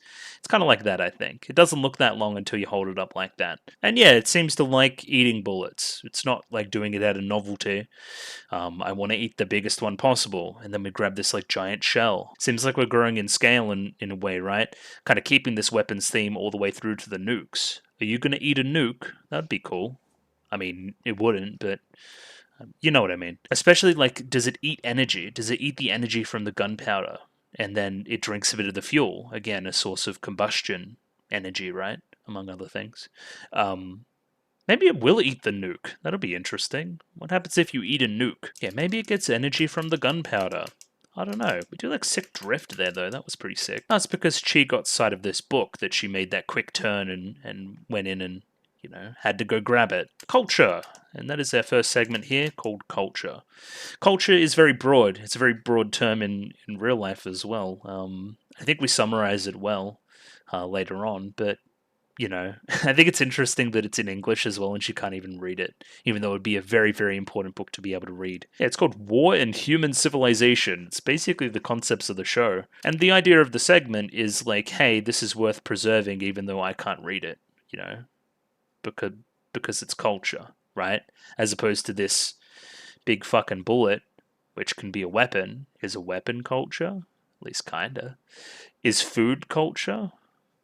Again, kinda, but like not as much as a book, I would say. Right, book has more knowledge than, again, just a piece of evidence, which the other two would be. These are old glyphs from a distant land. Okay, let me try and read some of this. Maybe cast spells. What are we talking about? Of the room on the second floor where the lamp was extinguished. So something magical books. The book is floating on the lights of the incantation dark. Yeah, I think it's gobbledygook, I think. I think it's nonsense. Over here's a little bit better. Still a child. Endo.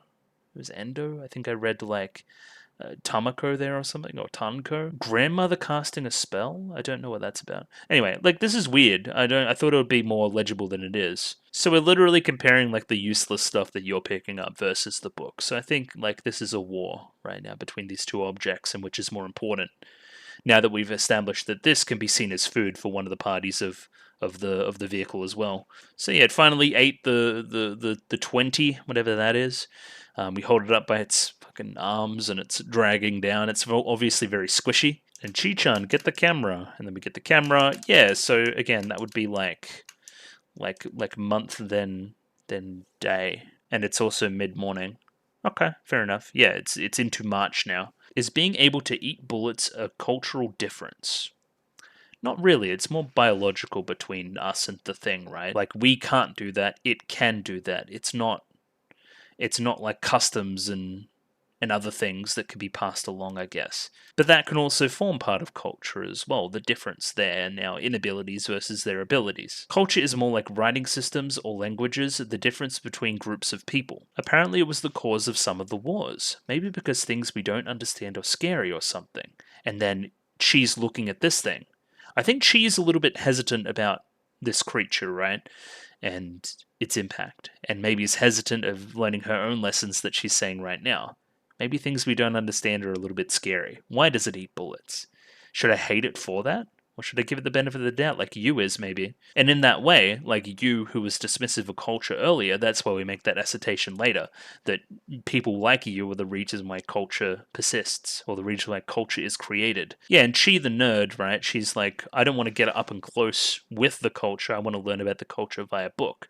Where you know, this thing we don't understand, this like piece of art or this wind chime or whatever this construction is, she's immediately like all over it, right? Where Chi is the one, despite, you know, prioritizing the books, is a little bit behind in this regard, right? Doesn't want to get involved, is a little bit, you know, has a little bit of trepidation there. That's interesting. That's very interesting. Like everything around us is stuff we don't understand. Like this thing. I don't understand this, but I'm going to embrace it either way. Think of this thing, this construction, as a metaphor for our little creature as well. I don't really understand it, but I'm going to give it the benefit of the doubt. I'm going to give it a go. I'm going to, you know, try to understand it. Oh, it eats bullets. That's kind of rad. Instead of showing as much, like, I think she would rather have, like, a book on the subject, right? That's interesting. I think that's what we're trying to get across. And yeah, immediately, like, they go and, like, grab onto it, right? Don't break it. Don't break it. Well, I mean, it stayed around this long through all this war. Of course, it's not very breakable, but it's still, again, Chi's very hesitant. Chi says it's pretty cool, which is apparently like a gotcha moment, and then we hear the radio go off, and the little creature thing says, "Hey, we should follow the direction of the radio. I think that would be funny." And apparently, this little thing likes it and wants to go towards it. So that's cute. It's also something with the waves, right? You're seeing waves in a different way than the way we are, right? Because again, like you picked up on language very quickly, and the radio stuff, like last episode with you and the radio, but now you don't need the radio unless you do. It's still kind of unclear. Yeah, its voice even kind of sounds radio staticky still. Maybe that's because it's the way it's like hearing the words still. I don't know. Maybe I said still too many times there too. Yeah, so in that same way that we're trying to embrace things we don't understand, to embrace other cultures and kind of learn the lessons of the past where they didn't, and maybe that resulted in wars, it certainly has in real life, let's go see another thing we don't understand. Let's try and better ourselves. Let's try and expand our knowledge and our understanding of culture. Curiosity has beaten our fear. Hooray! Though maybe it is people like you, actually people like you who created culture in the first place, right?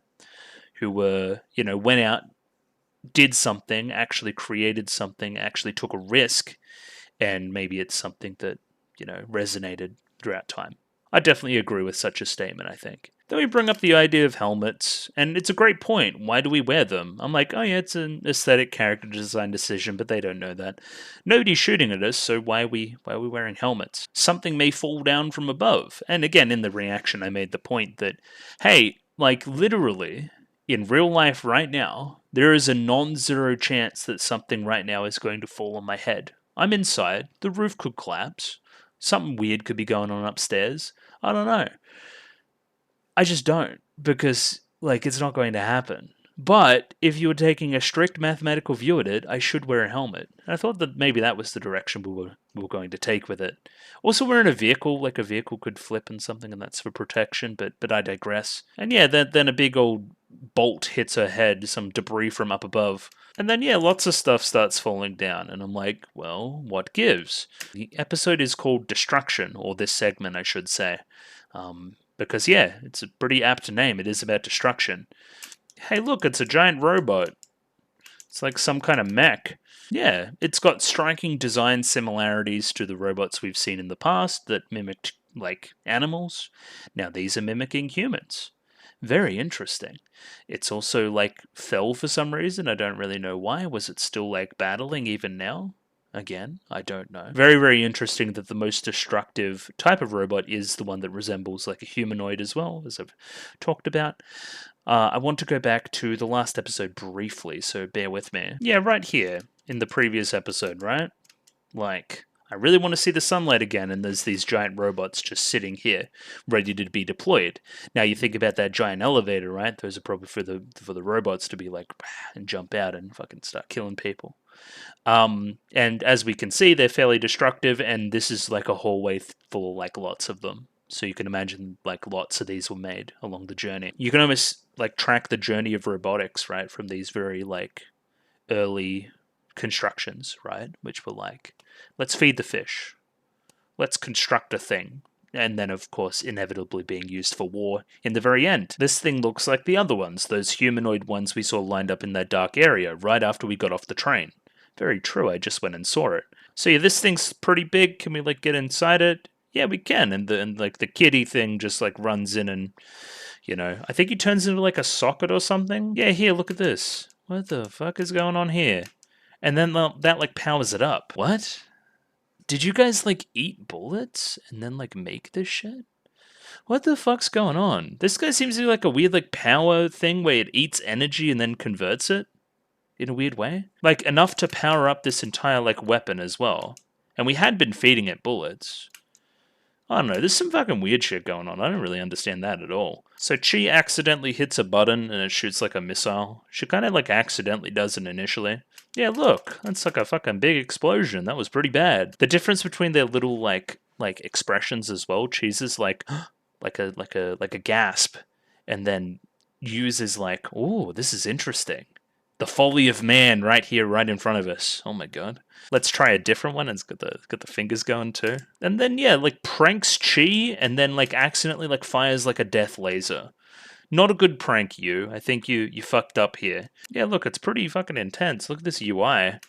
Oh my god. And yeah, it's a big old eye laser, comes right out of the eye, right where they were sitting. And yeah, look at the color of the destruction it has wrought. Oh my god, it's red. It's red and flaming. Again, the lighting here is just fantastic. I like there's a subtle bounce on it it's coming from a flame. And yeah, hey, we went full scorched earth. This is like almost reminiscent of what our predecessors probably did way back in the day. I still don't fully understand who would have occupied these. They seemingly are for humanoids, but that thing was able to power them. I don't know which party had what. I don't know who died when, but I don't think I'm even meant to think about it that much. What matters is that it happened, and it's pretty fucked.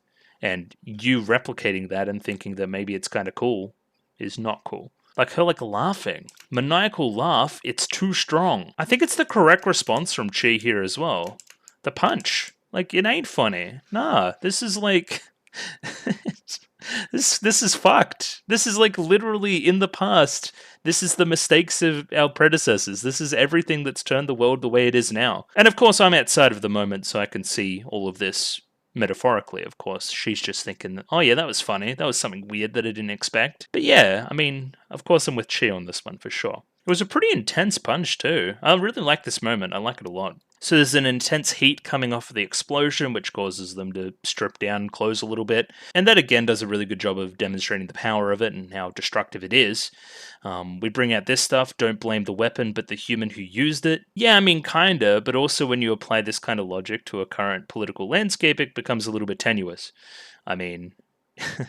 if the weapon didn't exist, like, people wouldn't be able to... Anyway, you know what I think on the subject. You're the worst human. How dare you do this to the city? It was like literally you. You were hell-bent on destroying it all. I don't think she was. I think she was just kind of fucking around. But still, you didn't really think about the consequences, and I think that's what we're trying to get across here. I don't think whoever built this really thought about the true consequences of it all either. Even the little thing says humans are scary. Oh my god. Again, I'm trying to do like 2 steps ahead and figure out everything about this little creature. We decide to sleep here and think that that would be like a good idea, as you know, it's too dangerous outside. Even if we were to walk away from the fire, probably stuff would be a little bit, you know, more rubble could fall, if you know what I mean. It's a bit weakened. We see here that like something like sucks up all the smoke, and then a bunch of sprinklers go off. Like a bunch of sprinklers. In the end, I think it's best that we do keep our helmets on. Bombs and beams could fly at us at any point. Like you said, you'd die either way. So why do we continue to do it? I don't know, man. I don't really have much on the subject to tell you. Now, this is a bit of a weird one. I thought that you was the one that would turn into drawing a little bit more than she was the one with the writing, right? But no, I mean, guess it's not in Yu's nature, like, at all to be the one to be, you know, recording anything. She's not really that kind of type to use a pencil. What's interesting here is that we get Chi kind of drawing our little creature, right? Like, thinking as I drew it, especially as we're holding it up like that, very lengthways, right? Very high. Turning back a couple pages and thinking about, again, this was like the angel one, right? And then this one, right, that had the eyes, that was standing next to you. Really makes you think, huh? Really makes you think. Again, there's always been some kind of implication that those statue things were alive, so it isn't entirely surprising, but I think it's something we could explore more. I want to see more of that idea and what actually happened play out from there. We start our next segment by fueling up a little bit for the next part of the journey. We've got the tank in the thing, full, it's full, and this one's at about 70% of our reserve, right? There's a bit of fuel on the ground, and this thing decides that it's a good idea to just like drink it. The kitty, it drinks fuel, it eats bullets, and seemingly turns that into energy. It kind of popped the lock open later on the sub as well. You suggests maybe eating the creature again, but no, it's going to taste like absolute garbage. Like, think about it. It eats gunpowder and fuel. It's going to taste at least similar to that thing, or those things. This segment is called Past, and that's very broad. This whole show's been about the past. I think specifically I like the ideas around our wind forest as a substitute for a actual forest, like the farm here, especially because they look like trees and they're numerous, right? They're on the outskirts. It resulted in a change of priorities for the people in the past that have caused this to happen. And then we talk about cannibalism for a bit, which is kind of funny. I don't know. You would definitely eat Chi. The ideas of the I guess the food chain and who is the predator and who is the prey and that kind of thing. Like coming out of our discussion about evolution earlier is kind of funny too. Evolve or die. Sometimes evolution doesn't take place. Blah-de-blah-de-blah and so forth. As we discuss the food chain, we think about an actual forest, right? As opposed to this fake forest we're in right now. Is this like the new food chain forming? I was thinking about an illustration I looked at in a book a while back of an, actual forest. There were lots of plants growing in like a tree shape. I'm sure there were a ton of living things in a whole food chain as well. Very true. Some kind of pyramid where the kind of the predators live on top. Then how come things ended up like this? It's all machines. Man, I would like to know the answer too. I'm sure the answer is very complex and it changed over time as, priorities changed for humanity. I mean, of course there's almost like, could this thing be like a weird human? You know what I mean? Like, was it always like a different creature? Did humans evolve? Like look how similar the faces are. I don't know. Something's going on. I don't know about any of this stuff about, like, we can't understand the past, but at least we can understand the future. If anything, the past is easier to understand than the future. The future's unknown. That's the whole thing. And yeah, it's entirely, based on our lifetime as well. As soon as we're dead, we can't learn anything more about the future. It's over. And even though we want to learn all sorts of things, our lifespans are too short. How can we even hope to live it all, or learn it all, I should say? And as we see, as we head towards the boundaries, some of these have fallen over, some of these wind farm things, like trees have fell, that kind of thing, and as we run them over, they get crushed. Apparently the radio came from this direction. You can tell that you hasn't figured out what we're looking at yet, but she certainly has. Yeah, it's coming from over there, from that giant nuclear submarine. Now, bear with me. Why is there a submarine on, like, Strata 3? That's a little bit weird. Was it made up here and then gets, transported down into the actual ocean? That makes sense. Something like that. Hence why it probably hasn't been used and was being tested or something like that, or constructed out here, you could almost say. Comparing the date on the camera here, we can see that this is the 12th of March at around 2 o'clock. Very cool. And yeah, we take a couple photos here and we try to walk up and enter the sub. It almost reminded me of being on top of the airplane from very early in the show as well. And then yeah, once we get to the top of the submarine, I don't know what inspired them to do it, but they play the ending song from episode 9 again, which gets 2 big old thumbs up from me. That's fucking awesome. I loved that. Initially, the door of the submarine won't open. Weird that it needs, like, this thing's fucking energy weird locking powers to unlock it. That's a bit weird. Makes you think. Or maybe it's just a key and this thing's just like good at unlocking things. I do not know. And then it gets crushed and dies. Except not really. Yeah, this most certainly is a nuclear submarine. And yeah, we just kind of let the moment sit here for a second as well once we get inside. It's most certainly powered as well. You can imagine it's powered by, again, the nuclear energy. No entry into there. It's pretty dangerous. I wouldn't go anywhere near it. That's the whole thing about nuclear energy, right? Is the radiation lasts for ages, or the energy lasts for ages. You know what I mean? It doesn't, decompose quickly. Again, I'm not very versed on the subject. Yeah, this singular energy source has been running the entire time. And as we look through, there's various towers with nuclear symbols on them, numbered 1 through 8. Very cool. Are we gonna eat a nuke? I think that's my broad prediction. We're gonna eat a nuke. Either way, I'm sure we're going to explore some of these concepts as we continue. Probably, the folly of man, the production of nukes, the productions of these weapons has various stages of this layer of this strata been nuked. Is there nuclear fallout from there? What does the other city look like in that regard? Have we fired nukes at it? I don't know. There's lots of questions there to be answered. I wonder if we will. I wonder if we'll just pontificate about something else. I wonder if we'll even know what a nuke is. Yeah, there's lots to discover as we continue into episode 12. I'm still deciding currently if I will do this now or later. I do not know. I need to stand up and go get a drink regardless, so I'll see you in a second. And we're back. We've got episode 12 of Girls Last Tour up here ready to go. 24 minutes and 2 seconds on this one, so please sync up accordingly. It's the last episode, so that's a little bit sad. But of course we'll be doing the manga next week, so look forward to that. I guess I'm just going to give it a 3, 2, 1 and jump right in. Radio? 3, 2, 1, go. Okay. Hello, submarine. I wonder what we're doing here, and I'm definitely recording. I wonder what... I've talked about eating a nuke, many times. Probably too many times, considering how unlikely it is, but I digress. Oh, okay. No opening.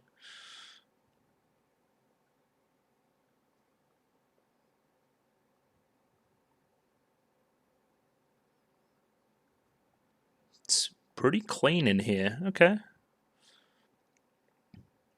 Oh, you said no dust. Well, you probably can, right? There's some computer monitors and stuff, and it's got power. Kind of continuing on from the last, like, theme of pasts. It's interesting.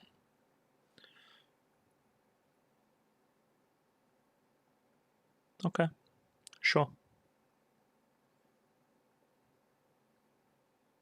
Yeah, where did it go? Did it go off to eat a nuke? See? I'm not crazy.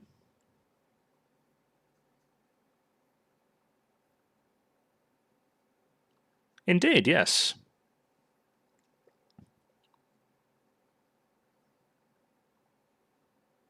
More lively.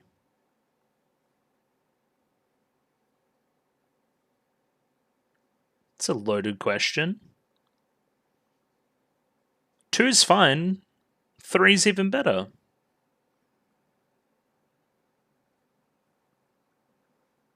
Oh, chocolate? Sure.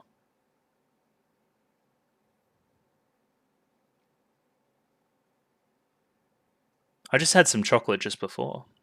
Very cool. It's like I'm in the show. It said non-perishable. But also it's like high protein and stuff, so it probably wouldn't be as yummy as, like proper chocolate.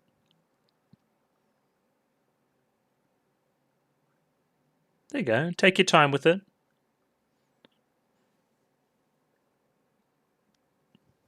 There you go. Chocolate good. I agree. Yeah, because it's chocolate. Has the chocolate flavor.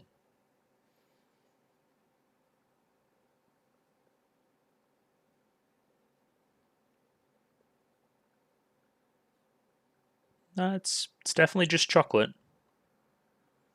Hello, camera. What, the chocolate? Yeah, food is tied to culture, correct. It's an intangible. You need to taste it.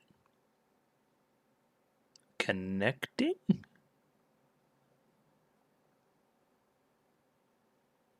What are we connecting to? Is there like a Wi-Fi network or something? What are we, lane? Connecting?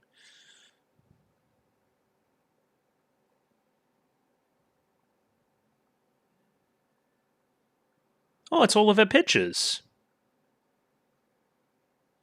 Okay. It's a pretty advanced digital camera then. Well, this is cool. This is very ending. Even though I know there's 2 volumes left. Yeah, it wasn't that long ago. That one really makes you think though, right?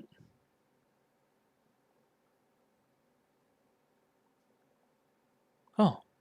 It's a different set of pictures. Oh, from before. Yeah, I see Kanazawa there. Yeah. He has a wife. Or had a wife. Ooh, this is sad now, huh?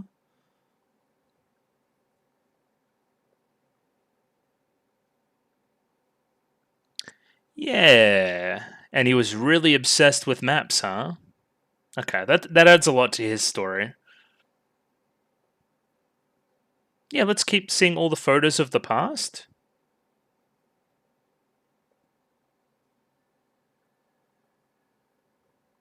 Well, it's too much information. Uh, okay. Some of them have a lot of people around. Well, the memories of them were a picture in time. Oh, hello. Hello, schoolgirls.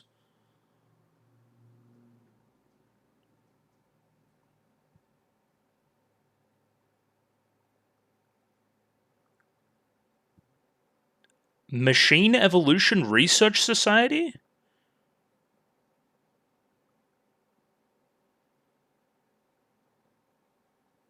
Whose fucking voice is that too? Hello, robot.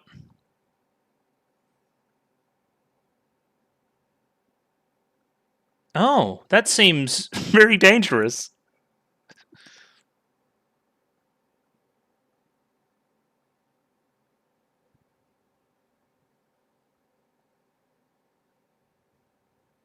Yeah, in a very scary cybernet-y kind of way.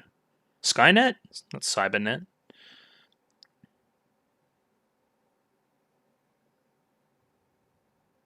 What?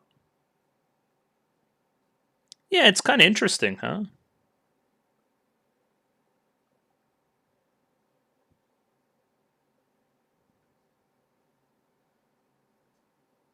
Now there's a bunch more of you. Don't play them all at once, you're not going to get any information out of it. This camera has been around for a while, huh?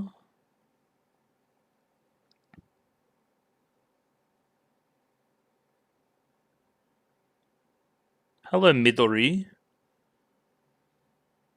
She says she hates Papa. Oh my god. Hey, look, it's society, everybody. Culture? Very cool. In a nuclear sub, you reckon? Oh, look, it's the thing. Oh, the football. Let's go. Oh, idols. My favorite. I'm guessing, so the camera didn't record all of these, right? It's probably just half a hard drive as well.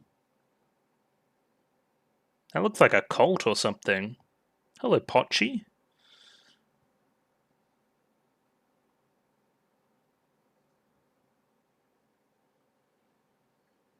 Okay, I mean, yeah, that seems pretty bad. Hello, fish. Hello, butterflies. Hello, dolphins. Yeah, they're all extended metaphors for the people.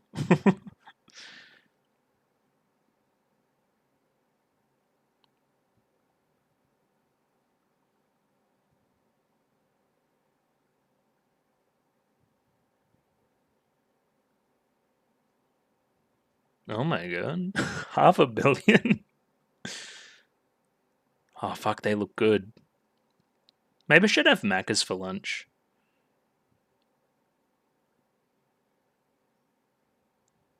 Yep. Look at those death robots.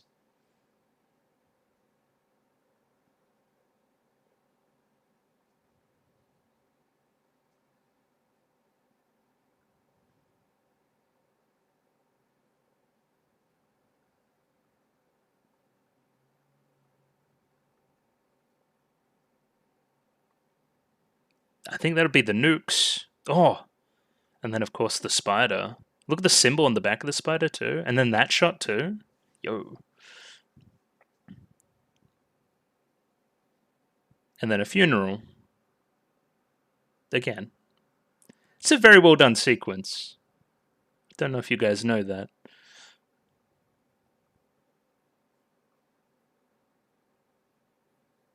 Well, that's nice. It's also just fucking terrible.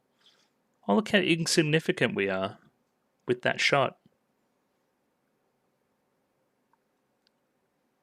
Oh, hello, Grandpa. Oh, we get the genuine look at this flashback now?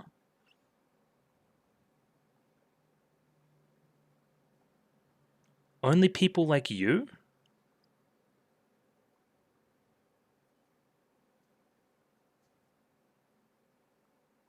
Okay, so they've left him behind. They're not going to see him. So they're literally not on a journey anywhere. It's just literally climb up and survive.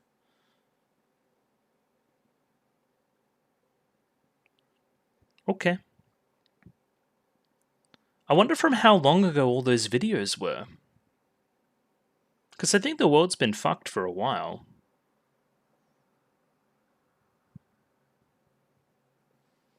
I do not know.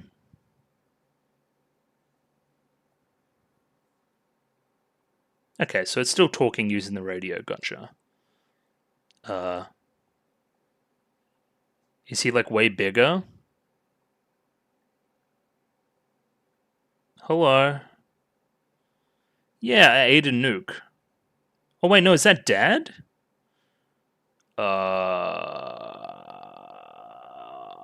I'm suddenly less cool about these things.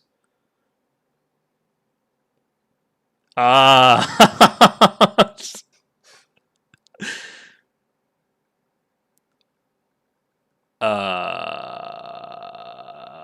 I mean, that was my friend.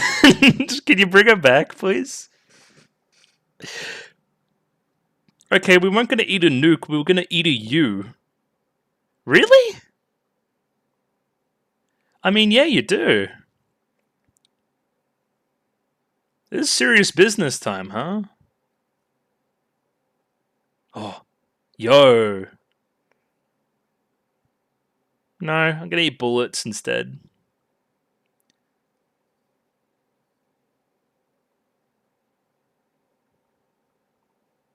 Yo. Okay, that's interesting too.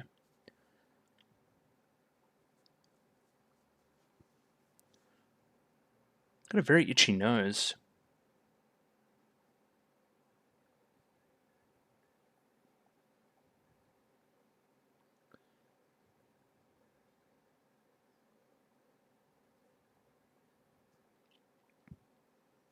I think it knows what you're saying, you can't understand it.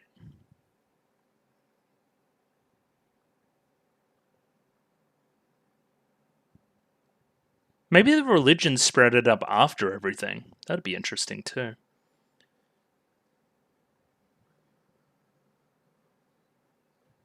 Whoa. Well, that's no good.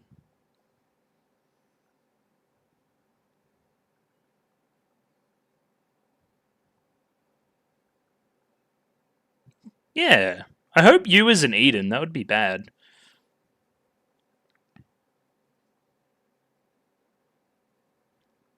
Not the despair song, too.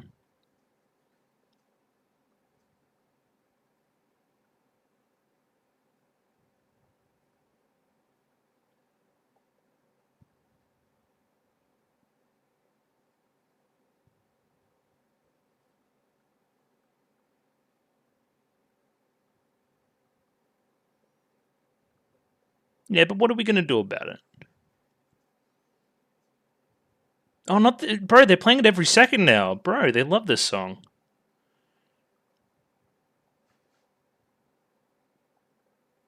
They love a montage, this show. They're very good at it, too.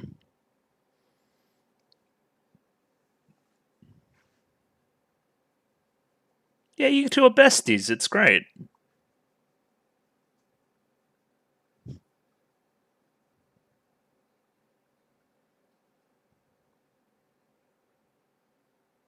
Oh, did it escape?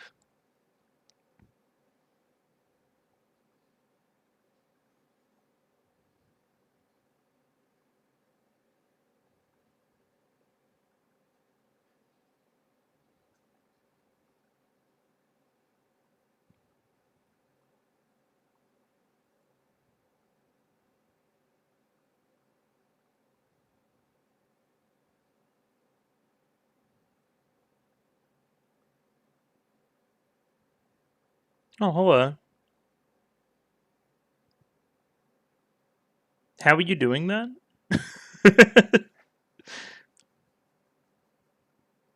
Okay, I've come to bargain. I'll trade.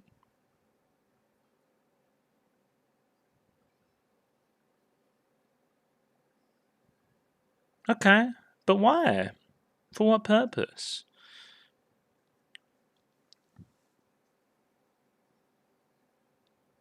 What about your helmet? Oh, okay. I just got better. She turned me into a newt.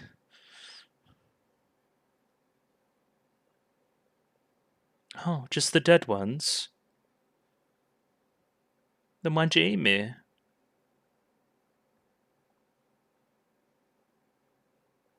Okay. Oh, you're the voice. And that's why you wanted to go see the... Oh. Gotcha.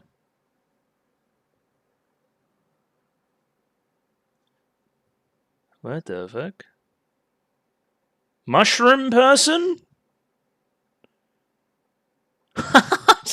Why?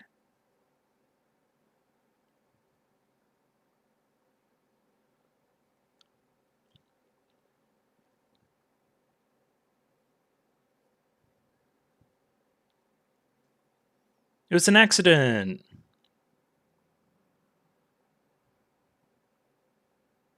Oh, it was because she had the radio.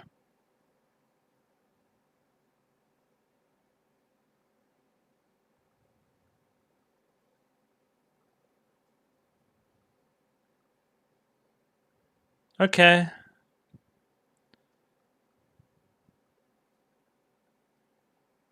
We eat the nukes. Let's go. Where were these guys hiding before, too?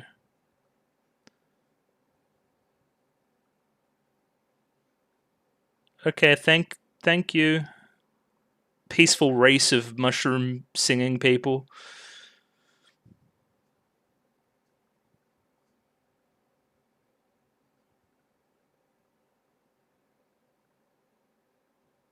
Oh.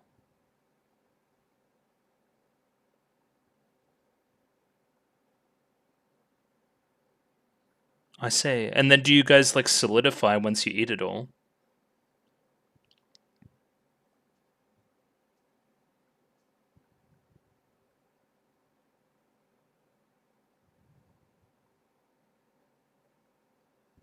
But what about the highest stratum?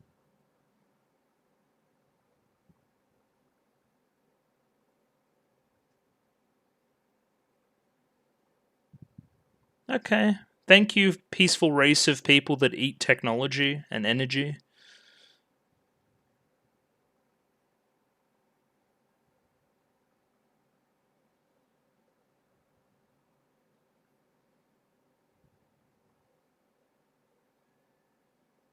Well, I love the way their eyes are drawn too. Are you like attached to you? Is the kitten attached to you?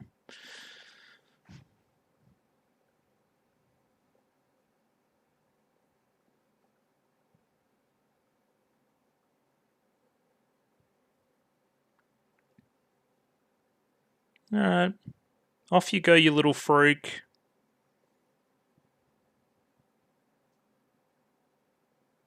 Are you guys gonna fly?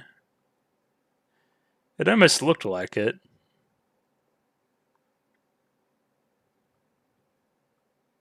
Oh, you are. Bye-bye. So it's very much like mushroom spores too, flying in the wind.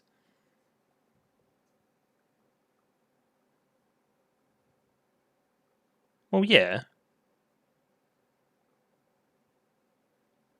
Is there some kind of because of course the religious implications to all of that as well, like angels flying into heaven.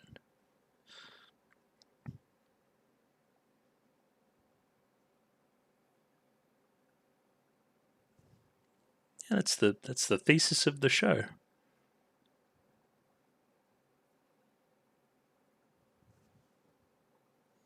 True. As long as we're together, it's all going to be okay.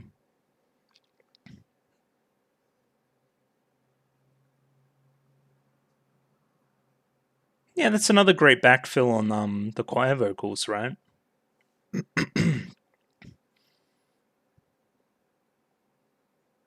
Friends with despair. Yeah, I think they are. They truly understand their circumstances.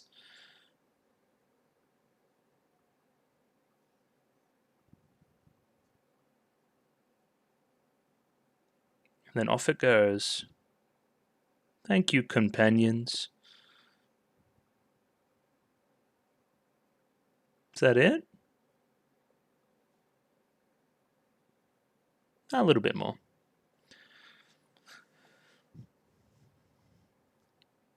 Still singing. We're still on the move.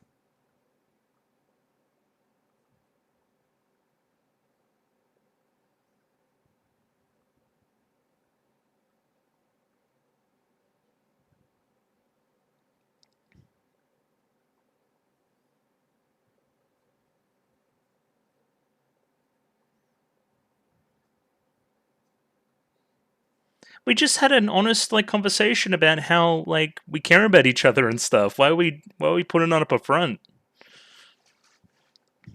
There you go. That was cheesy, but sure. There you go. Bet you didn't expect that one.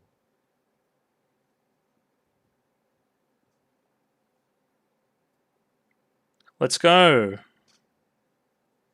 Who fucking knows? Let's keep climbing up.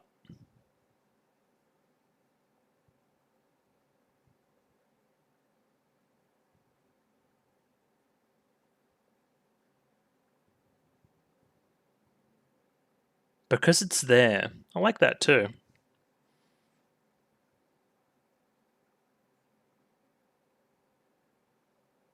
Whichever way the wind goes. We've done this previous as well. Oh yeah, the first episode.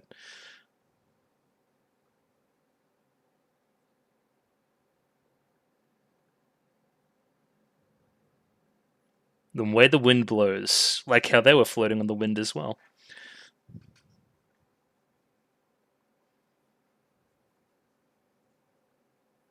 Hmm. You know.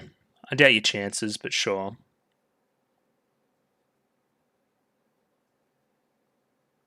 There's still more. There's still more.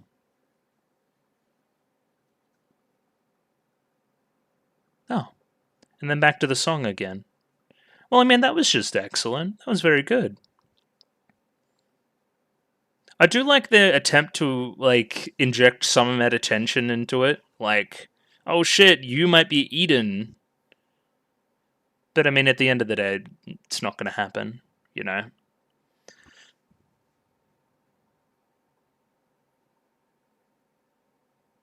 Let's enjoy the moment, though. With the rain song.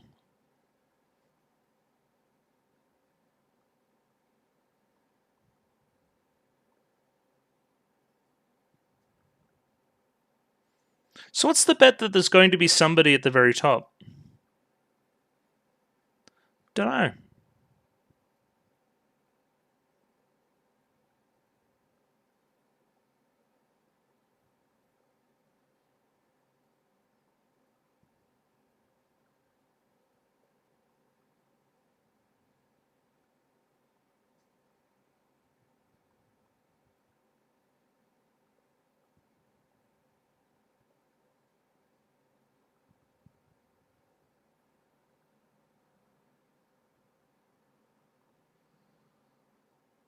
Thank you, White Fox. Thanks, everybody. That was pretty cool. Thanks for voting it, making me watch it. It's very good. Yeah, cool. So I'm still deciding whether to record my analysis now or maybe wait till tomorrow till I have a little bit more energy and a little bit can give it another thrust. I think that might be wise. I'm finishing it off. I might as well be a little bit indulgent with timing it out. And I have work this afternoon, so yeah. Yeah, let's do that. I'll see you guys like tomorrow for some more talk about Girls Last Tour and its final episode. But at least now I'm able to do a little bit of work on it in the meantime.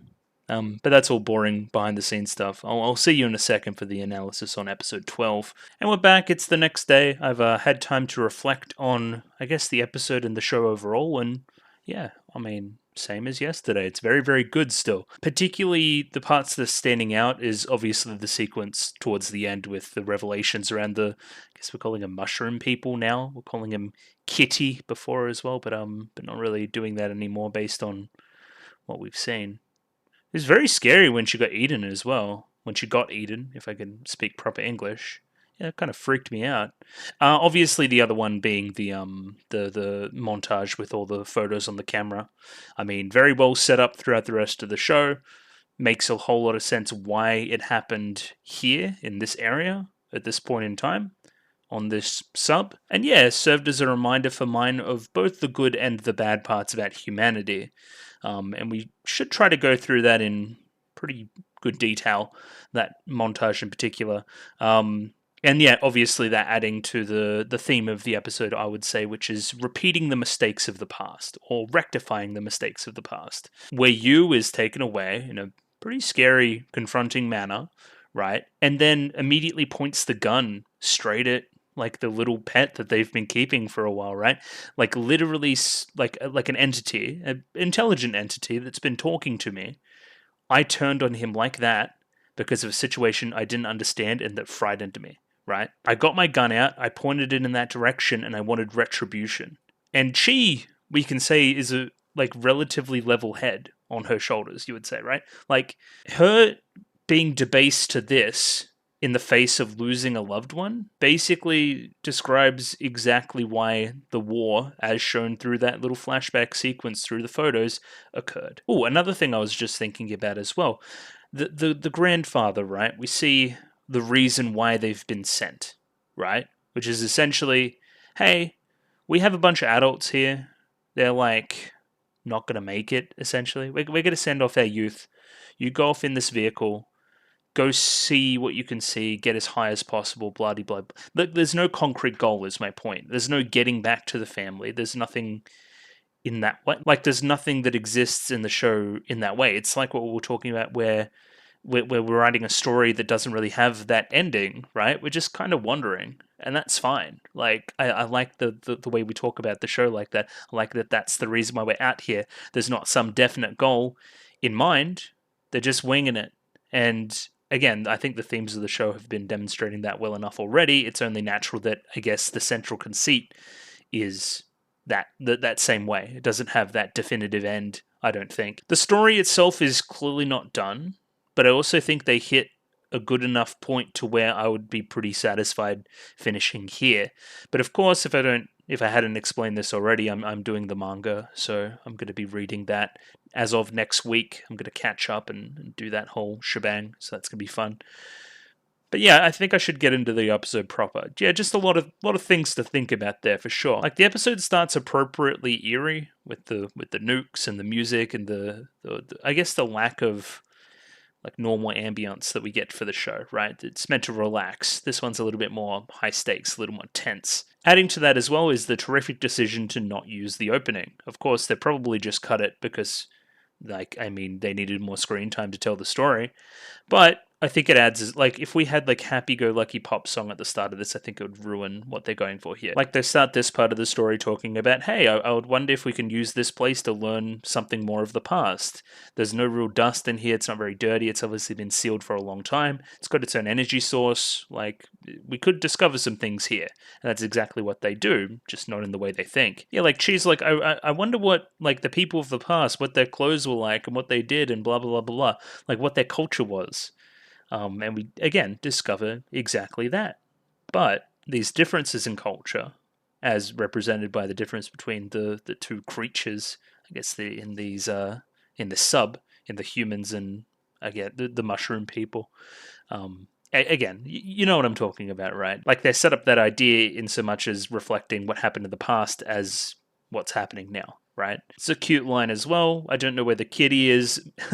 I wonder if it's off eating bombs or something, which again is exactly what we end up doing by the end. We're very good at this. Like, again, I've talked about it throughout the entire show, just setting up an idea at the start of a skit and paying off by the end.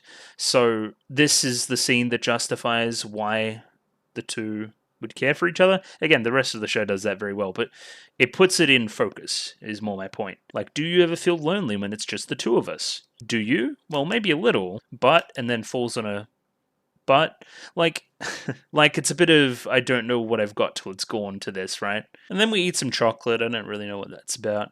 I guess she says, if you can eat it, you should eat it. I mean, it's a bit of philosophy to that for sure.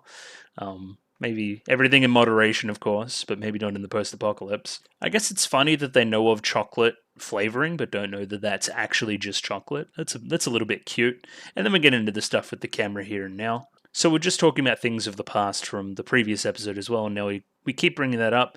Like, flavors are a thing of the past, right, that can't really be transmitted as information. It's very hard to describe a flavor without tasting it. It's the 23rd of the 3rd at about midday, by the way. And yeah, I mean, it's weird, right? I justified in the reaction. I don't think that this camera's like literally been passed around this entire time taking all of these pictures. I think that's a little bit far-fetched.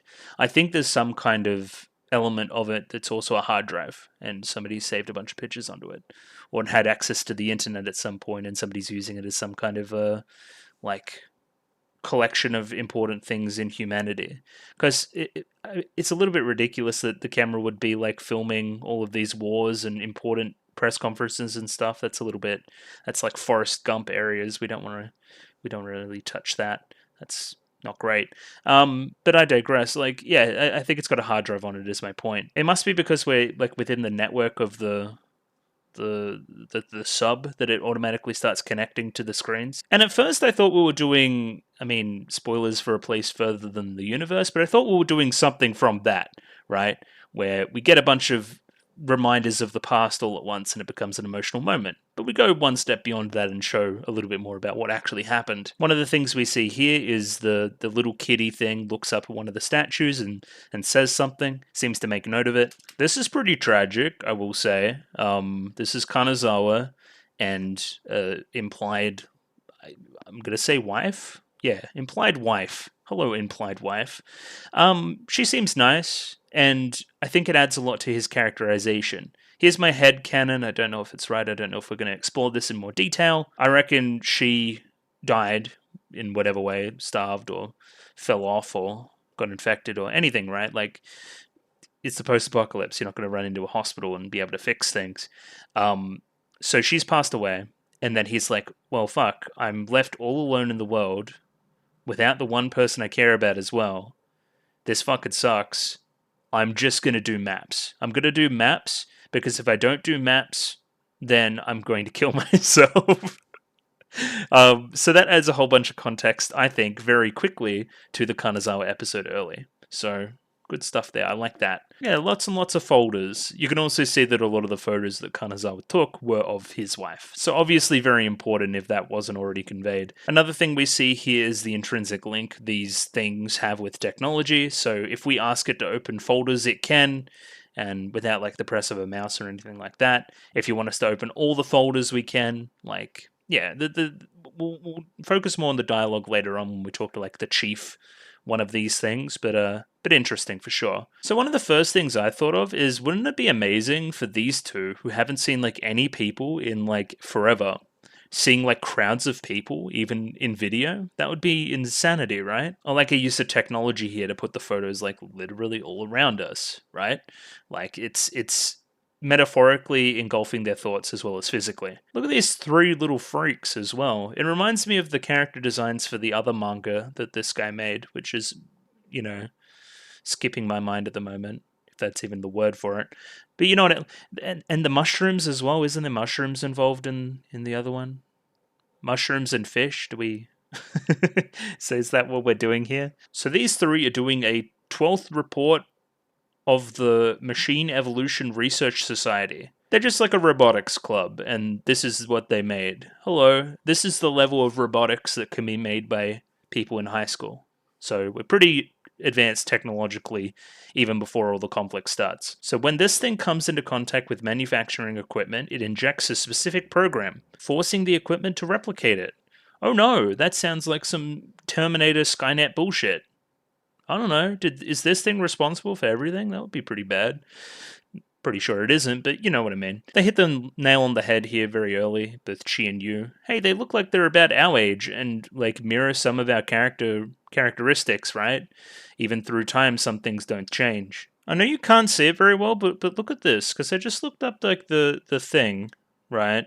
Which is the cast. So here's our main top here. Look at this all-star fucking cast, by the way. Like, hello? Right? Hello? And fucking hello? Who the fuck is Nuko? Is Nuka our little friend? That would make sense, 10 to 12. Really? I didn't pick that up at all. Sure. Yeah, fucking Yuki Kaiji? What the fuck? As autonomous robot? Which robot was that? I'd imagine our little friend robot. Yeah, and like a bunch more there if you want to go digging. So that's pretty fucking nuts. Of course, Studio White Fox connection there, of course, as well. So yeah, that's pretty cool. I like that. Yeah, that was just because I thought I recognized one of the voices of the girls, so that was kind of funny. Again, you says something profound here. I think I understand why you want to know so much about the past now. Though it's always been the two of us. Once you find out that people used to live like this, and then of course we keep cutting in between it with a bunch of stuff. Listen, you had a realization that hey, maybe this stuff's pretty cool. Learning about the past and figuring out what previous people used to do. Some kind of there's a word for it. Beyond humanities historical analysis. Anyway, you know what I mean. So, inspired decision number 1, and we're going to go through a lot of them, starting this montage with a baby, like literally like the birth, and then ending in death, obviously, right? That's just smart stuff. And then, of course, into this would be some kind of sports carnival, you would think. And then it starts. Oh, we bring in a little bit of classical music as well, a very famous piece that I'm not sure of off the top of my head, but helps to elevate the scene for sure. Yeah, very quickly back to death as well with the with you saw it there, the grave. Okay, what can we get across from this like little bit of sports? So there was some soccer and there was some baseball. Nationalistic, I would say. Proud of our own nation and wanting to represent it. But, you know, extended metaphor for what this could mean later on as soon as we put guns in our hands. Water passing by very quickly. Onto the computers. Obviously very technologically advanced. This almost looks like banking or something, you would think. Idol show. Don't really know what idol show's about beyond just being, you know, an idol show. Maybe just reflecting our world in so much as this political scene is reflecting our world as well. Somebody getting mad at each other in some kind of parliament. Yeah, resulting in straight up like fisticuffs in parliament. I mean, it's happened before. I don't know what this is. This stinks of like some commune or something, some Burning Man type operation, which I'm not really all too familiar with. I don't know what pot she is. This almost seems like it's a movie. And then war is declared. Hello. No Nut November Network? What's this about? I guess it's like CNN or Nihon News Network. Sure. And then we cut back to the report with the girls. Like, finished report, cut to scenes of said technology potentially being used in nefarious manners. Right? The dichotomy, of course. And then fish and butterflies, right? And we see the very obvious piece of imagery later on with the spider eating the butterflies, right? The fish have been well represented, of course, with that one tidbit from the author, the fish representing death. So when we see a bunch of people dead from, like, casualties of war, and then a bunch of fish, like a school of fish swim by. Yeah, you can get that one pretty easily as well. Large-scale air raids, like shots of a destroyed city that would be all too familiar to Chi and Yu. Back to the baby. And yeah, hey, show how this is impacting our characters as well. Great stuff. Both Chi and Yu there. Bad implications from everything I'm seeing here. This is got a lot of historical context, huh? Yeah, enemy casualties exceeding 500 million. That's a lot of people dead. And then we're talking with our little robot friend, of course. Almost looks like a spider on its 4 legs. We offer it a potato chip. Or not a potato chip, and an actual french fry. Some McDonald's chips. Look good. And then Yu gets really excited at the idea of, like, chips. Oh, that looks good. I want one of them. I guess we did do a bunch of stuff with potatoes earlier in the series. Another one I don't really understand here is like this like solar flare almost, and then hey, like again, this robot that we're like sharing like chip with is also same type of thing that is destroying everything. Here's these death robots that we saw in a previous scene as well, in a previous episode I should say. And then yeah, a bunch of bombs go off, a bunch of EMPs, all electronic devices lose functionality. The kid wins the race at the school festival, whatever. We have like a whole life taking place here too, IMO. Like here into here. I think that would be the same couple. We have Bunny and Bear's big adventure and it's somebody's birthday in hospital. And then, I don't know, just as it's somebody's birthday in hospital, a bunch of bombs fall and kill everybody. And here's the spider. I'm thinking in a very similar pose to what the robot was a bit earlier in the episode. This shot's very familiar as well. Remember that red sun we saw? Now this, you know, is given extra meaning as well, right? It was already evocative. Now it's literally like the same thing as like the end of the world. Heavenly kings, may you keep our brother called to your domain. Oh, it's a funeral. They're saying like funeral words. Okay, cool. Yeah, and then these two like it's implied that they experienced the same montage we just did, so it's no wonder they're very emotional about it. Yeah, she finishes her line there. I feel just a little bit less lonely after seeing all of this. You would imagine that this would be the end of a chapter, probably a very well regarded chapter as well in the manga. So after that, we get some flashback stuff for Chi and Yu, I think represented through Chi's dream, or maybe Yu's dream, we'll see. So this is Grandpa. They live in just like industrial hell, probably on the ground, right? Grandpa's talking out the window, not looking them directly in the eye. This is what the community looks like at the moment. It's pretty fucking dire. Only people like you will be able to pass through the piping area. Go up. You two will be able to last a long time on just a little food. So they're very, very young right here, right now. And when we join them in the show, they're kind of making their way up through all the piping, right? That's what we're doing. And like maybe that's the first time they've seen light in like ages. Or maybe they're still working their way up as we continue. What about you, Grandpa? Yeah, he's just gonna stay behind. You're pretty prototypical post-apocalypse. The old sacrifice themselves for the youth. The continuation of humanity. And yeah, that's the last time we see him. So again, I didn't know what was going on in the start, and I thought that maybe eventually we were going to like run into him again. Not the case. He's long gone. He's long, long, long gone. So they're both sleeping inside the sub under one of the desks before Yu's the first one to wake up. Love the lack of music here. We look at literally like sleeping on the book of culture, of war and human civilization, like sleeping on those ideas. Anyway, we run into this thing. I love the lack of music. I love how scary this is. It's a genuinely like scary moment. Even though this thing's like pretty innocuous, it's pretty like not scary. And once we figure out why it did what it did, it's like fine. But in the moment, I'm like, it just fucking ate my friend. That's pretty bad. Look at it. It's fucking side-eyeing fucking you right now. That's funny. The same way the statues did, of course, as well. Probably spotting this camera along the way and being like, oh, that's some technology. We're supposed to be eating that. Why? Oh, yeah, of course, because they're humans. They've cleared the lower strata already of all its tech, right? Because that's what they're doing. They're going through and eating it all. They see somebody on a lower strata with some tech, but even though they've been encased in like stone for some reason, like they've solidified, they can't grab it. So they're like, fuck, we missed one. That's kind of funny. I actually like that.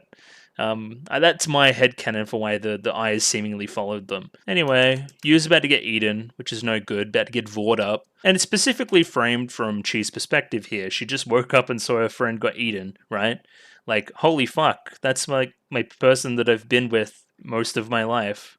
Can I have her back? Thinks for a second, I have to go after her. Helmet on, knife in pants, grabs gun. Points gun immediately at our little kitty friend thingo.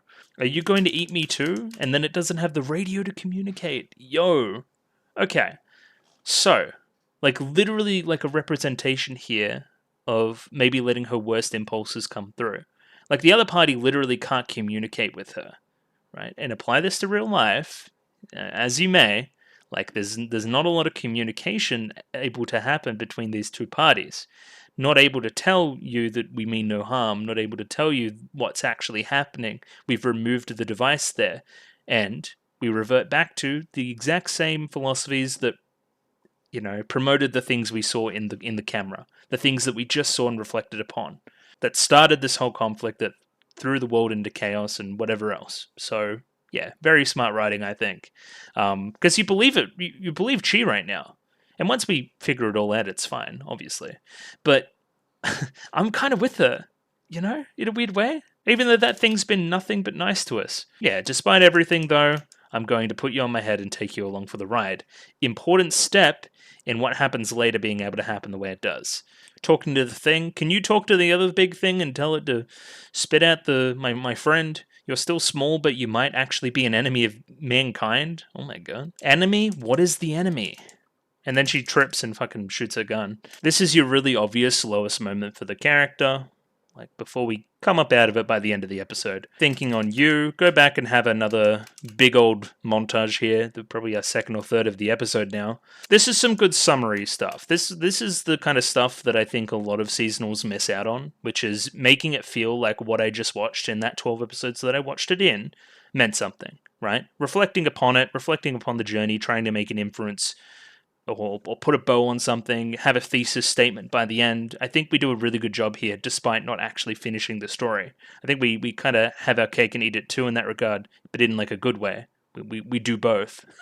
Especially the mix of all the dialogue from before, all these important lines, including the despair song as well, a theme that comes back later on. And of course, the conversation we had earlier informing this as well, about being lonely with just the two of us, or lonely with three of us, or lonely with one of us, or whatever else in between. And then bang, you hit that nail on the head with that episode 9 ED track again, just fucking nailing it. Just flog that song to hell and back, it's so good. Yeah, we're more inspired now, more and more the montage playing out, quicker and quicker, building intensity. If I lost you, and then I think she'll say like, oh, I would be sad or something. This particular shot gets me, her like fading out of one of the pictures they took. Yeah, this part fucking hits. It's really good. Even again, subtle stuff, escaping the submarine in the dark out into the light where we'll make our discoveries as to what's actually going on, right?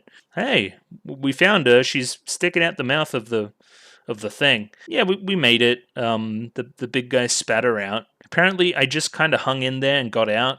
I'm thinking that the big guy didn't want to eat you regardless. And then first line, we do not eat living humans, just the dead ones. And a very angelic, I would say, very, very angelic female voice comes through on the receiver. We do not possess vocal organs, but we can decipher sound waves as language. Thus, I'm able to talk through that radio that you have right there. In that same way, we've been using the equipment on the ship to broadcast our vocals, right? Our song out to the rest of everyone else in the region, right? And radios can pick it up, and it's probably understandable for creatures like you, but we can't really understand it. Juveniles are only capable of short-range transmission, so these situations sometimes occur. Yeah, and it literally like plays the song. Thank you, singing mushroom lady. You did us a solid there. Again, White flies up into the sky later on, sings heavenly tunes, choir tunes. I think, yeah, calling them angels is pretty close to what we're going to see here. Like, literally coming down after humanity has pretty much perished and cleaning up the mess and starting anew. Or at least attempting to start anew, or maybe Earth's just going to sit dead, as we imply later on. I don't know. But I really like it as an idea, and it stems all the way back to episode 4, I believe it was, when we went to that kind of religious temple area and saw that they were praising a bunch of these guys. Or there was some kind of shrine or something else in between. And again, angel imagery. Like it just fits. It's very, very good. Here's the next revelation. The only thing we ate was the small device that human possesses, right? The camera. We ate the camera, no more camera. The camera also paid off on its plot utility by showing all of those photos, so there was no reason for us to keep the camera anymore, really, other than, telling the date. Ancient devices, even if small, may possess great amounts of energy. As we've seen before, another great setup. The little freak thing, the little kitty, it's been eating bullets, it's been drinking fuel. These things clearly survive on energy, and it doesn't really matter where the energy comes from. And then the next payoff, look at all these fucking nukes, right?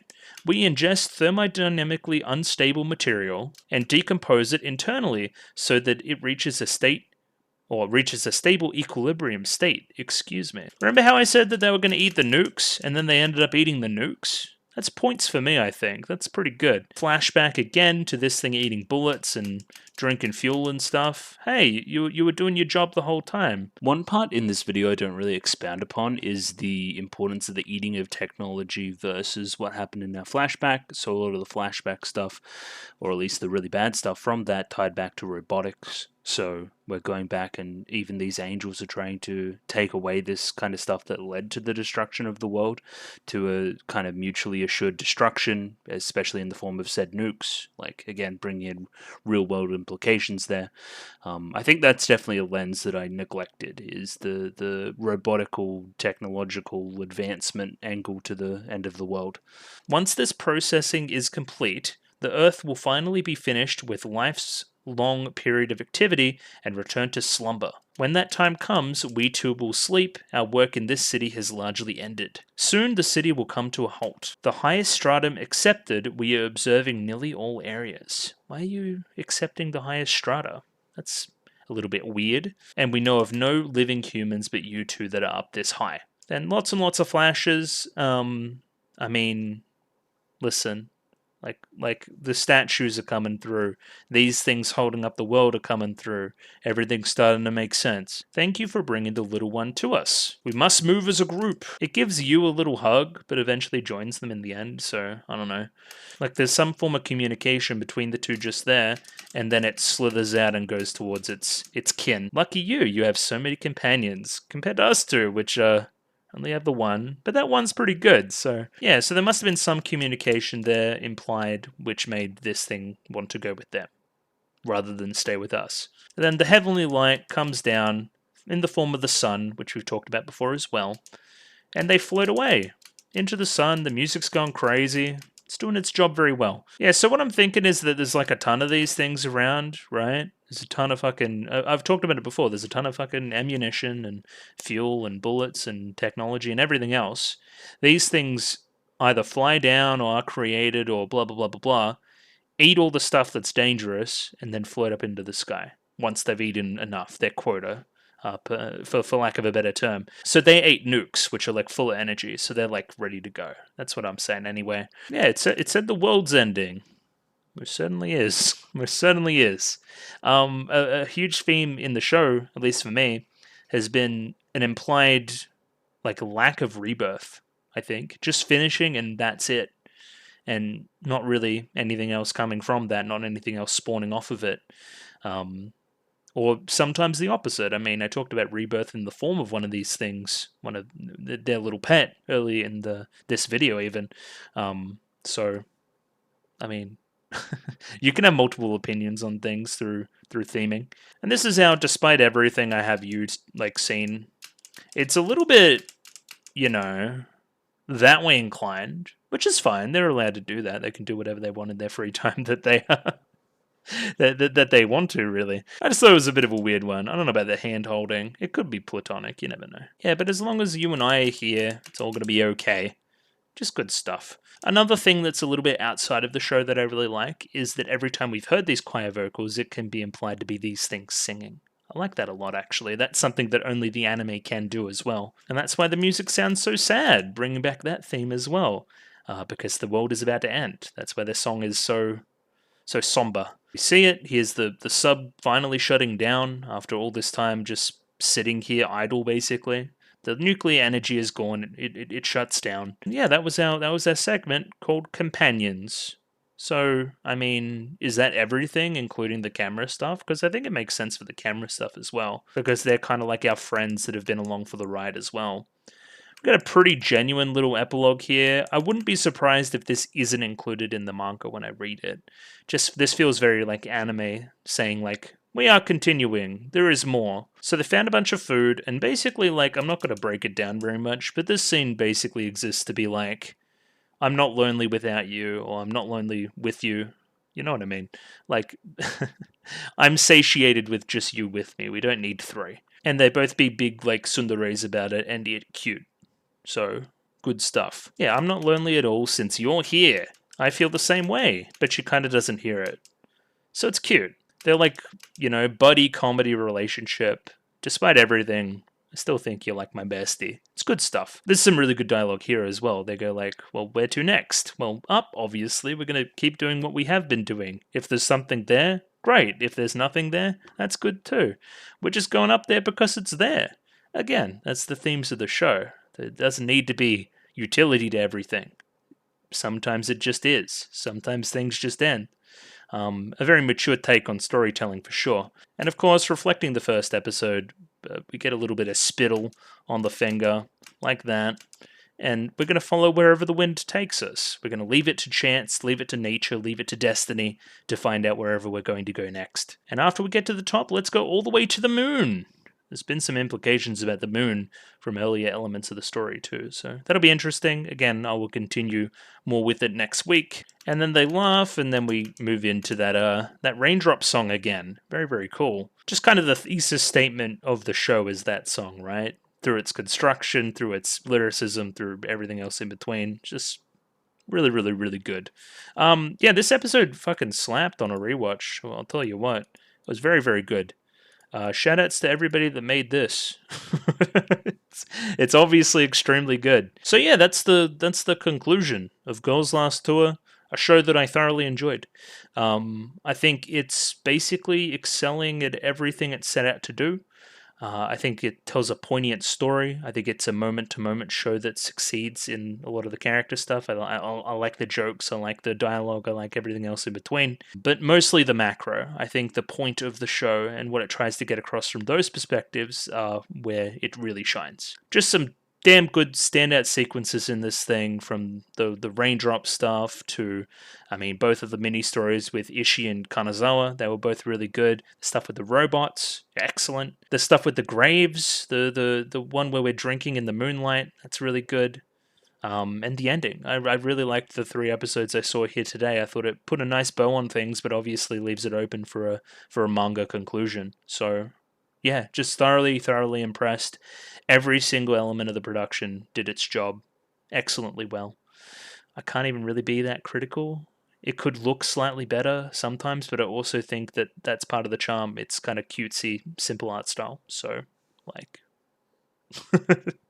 no notes, basically, no notes. It's damn good. So yeah, as I've been saying, manga next week, so don't expect any polls or anything just yet. But again, like, if you guys want influence on said polls, you can recommend me a bunch of stuff to watch and that kind of thing. I'll allow you to do it, as magnanimous as I am, apparently.